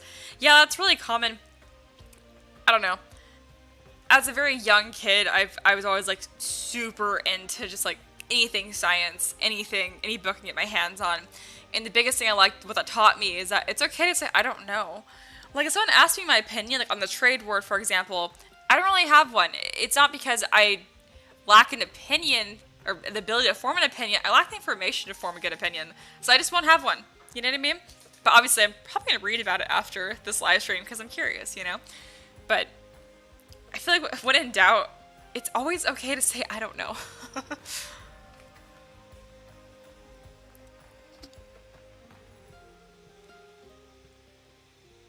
Zaxa says, how can I print that and then have your supported minis fail with the same settings? Seems really weird to me. I don't know. I don't know. I mean, because since you mentioned about the thicker glass maybe causing failures because it's like fuzzier. Yeah, if it's causing... No, it doesn't make sense. I'm trying to think if there's like thicker glass, it's more material for light to pass through, so it might diffract a bit more. However, if you're able to print that little spiky ball, that would be a very good like diffraction test. No idea.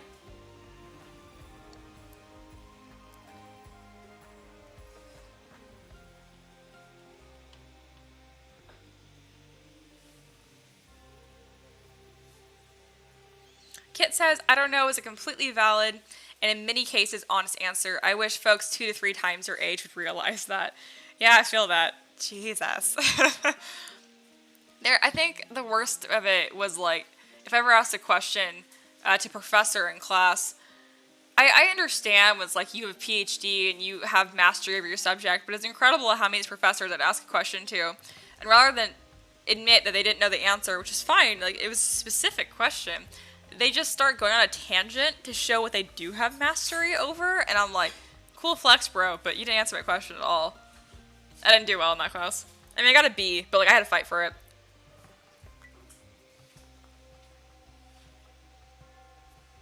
This coffee is so good. So happy. Hot coffee, it's 100 outside, and with the AC on. I feel so bougie right now. Bourgeois, is it? I don't know. Ricky is the worst with like straight facing stuff. We've been together for almost 6 years, and I'm just like, really? Yes? I'm just super gullible. Yeah, that's a you thing, not a me thing. Yeah, it's a me thing. I'm trusting. I know.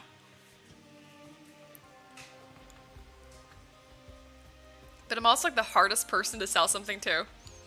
You could try and sell me like a 100-carat diamond for $1, and I'd be like, I don't know. And the more people try to like sell me on something, the worse it is. We recently got a new truck, and no, like the salesman there was great. He didn't try to sell us on it at all. We were there to check it out, and that was it. But like other car dealerships, if people even like approach me, I'm like, I don't want it. I don't even know what you're selling me, but I already don't want it just by the virtue of you trying to sell it to me. I think this is why I'm not very aggressive with trying to advertise on Patreon and stuff. One, because it makes me uncomfortable, but two, because I hate that personally. Again, no shade on Patreons that do, because I'm like, yeah, you got good stuff, advertise it. I'm just not that person. It makes me unhappy.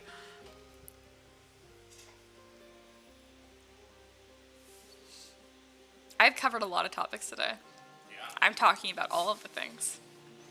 I'm all like pent up from a week of not live streaming. I guess. I've got a lot to say. Preaching. No, that's the worst. This is almost done. Oh my goodness. I'm gonna flip if this does not work. This is the 3rd time I've done this. Blep. Let's see. Kit says, now I gotta see which wires I have enough of. Maybe get closer to the color pattern in the original steppers. Kinda overestimated how much I needed for the initial 11 strands. Yeah, I feel it. That's one thing, like, if I was ever working anything with my dad, like any sort of project that needed any sort of hardware, we go to Home Depot and stare at screws for a while. Oh my god, stare at screws for an hour. And then, like, we'd come home, not have enough, or the right ones, go back and do the same thing. Like, you can, like, never predict. You always overestimate. Huh? What's wrong with that? I had, like, a passionate hatred for Home Depot as a child because I have spent, like, 10% of my childhood in a Home Depot. God. Home Depot is of the best stores ever. No. Ever store. Okay, so it worked, and I am seeing some glitching, but it looks pretty minor. So I'm not going to trip. We'll see. A modeling question. I'll talk about something on topic for once. Casey says, do you have a poly count that you aim for generally? Nope, I don't. My end poly count, it's important I decimate to like 500,000 or less. That's a pretty big file size. People have complained about that before, but I'm like, do you want high detail or not?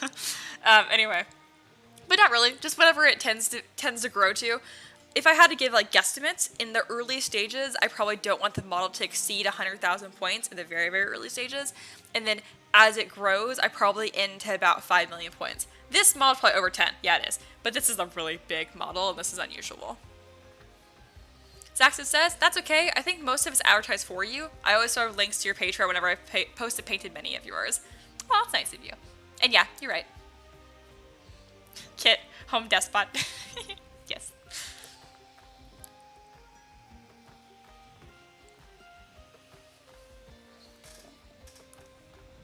Alright, so this is the before, and this is the after. There is some glitching, but overall, I'm very happy with this. So the way that I fix glitching is I smooth it out manually. I could use morph targets, but that's a whole other pain in the ass. I'll turn minimum connected points down to 1, get my smooth brush, turn down smooth to like 10-ish, and then I'll just go ahead and smooth.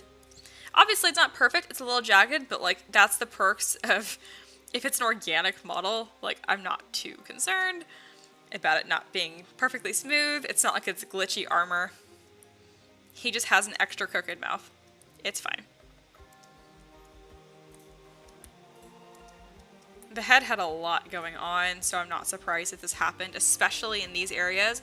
So what's happening is the model is cross-projecting. It's like stretching too far, essentially. That's how you get these little glitched points. It's trying to resolve these overlaps. There is an easier way to explain what I just said. I don't know how to do it, but just know they overcomplicated that. It looks like the rest of this looks pretty fine, actually. I feel like this isn't correct, but I also don't think that was from projection. That was just something I did before and didn't notice. That's okay.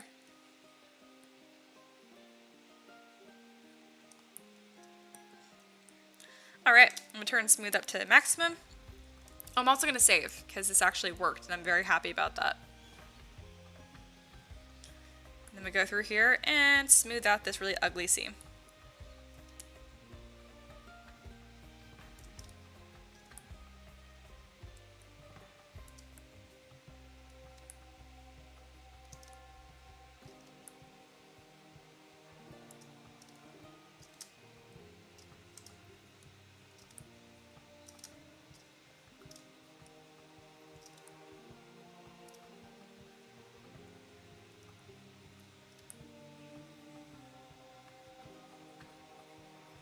So I'm doing very, very light surface smoothing right here.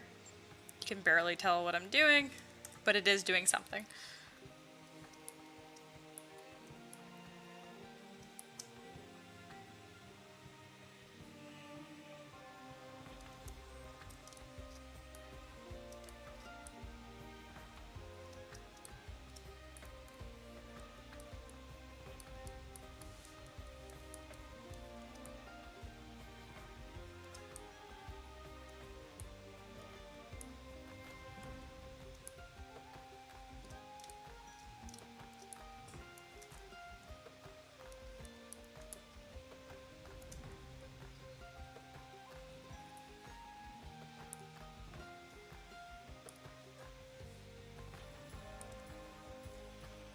So I'm going to load in this brush here that I had for these defaults, scales and stuff, and just kind of blend this in.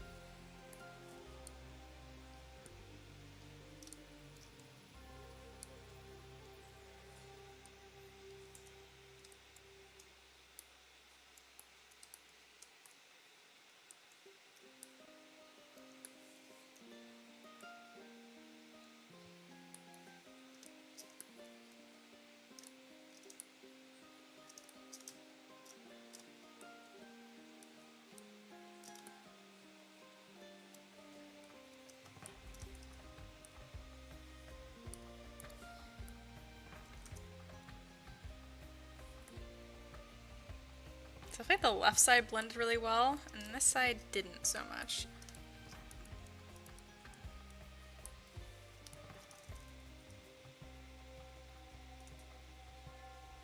I could use Trim Dynamic to smooth all this out and then retexture it, but that's a lot of work.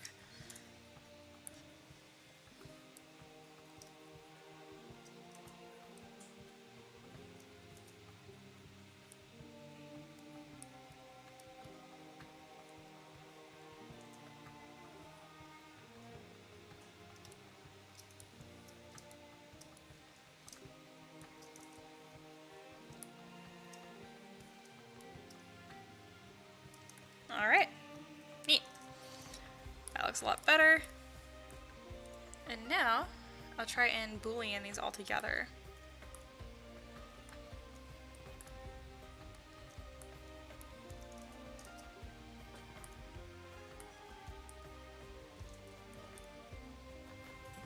I'm dynameshing them because it tends to make them watertight. But there probably are some issues right there. Let's see, where does that lay?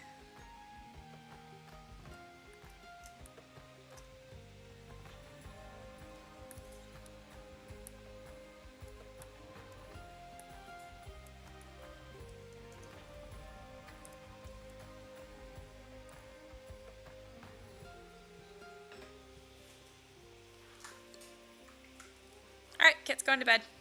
See you later.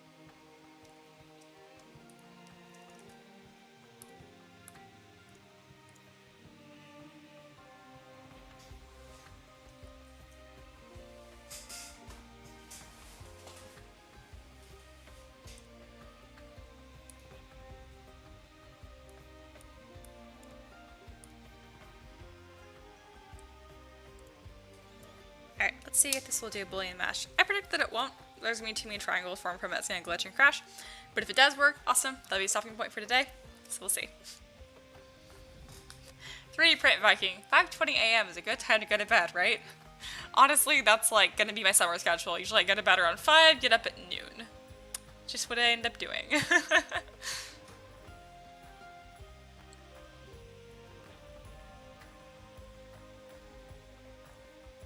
This is actually working? What? Crazy. Yep, cannot be performed. There's an issue. Let's look at the issues. I'm sure there's many. So here it is. If I go to render, show issues, I'm sure the whole thing's gonna light up. Yeah, so there's a lot of like funny business happening on parts of the model, on these edges and stuff. Usually if I go through and just smooth, it's gonna resolve them.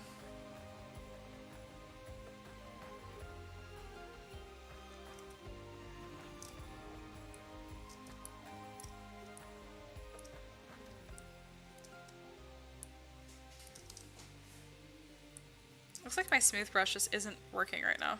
Why aren't you working? None of my brushes are working. Why?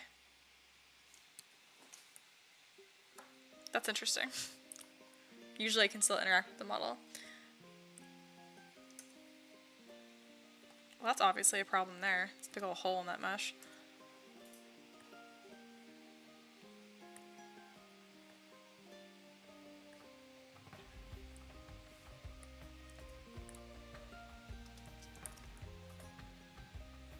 Given that I was able to project this, though, onto this smaller segment, I'm probably going to be fine if I do it on the whole thing.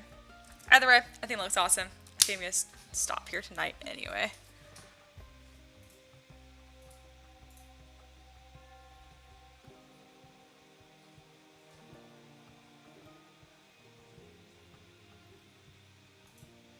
A nice render on this, even though it doesn't have poly paint, so it's not as fancy looking. Still a pretty nice render. Looks pretty cool. Awesome. Thank you guys so much for joining. This was super fun. And yeah, I'll catch you guys tomorrow at 6. Bye.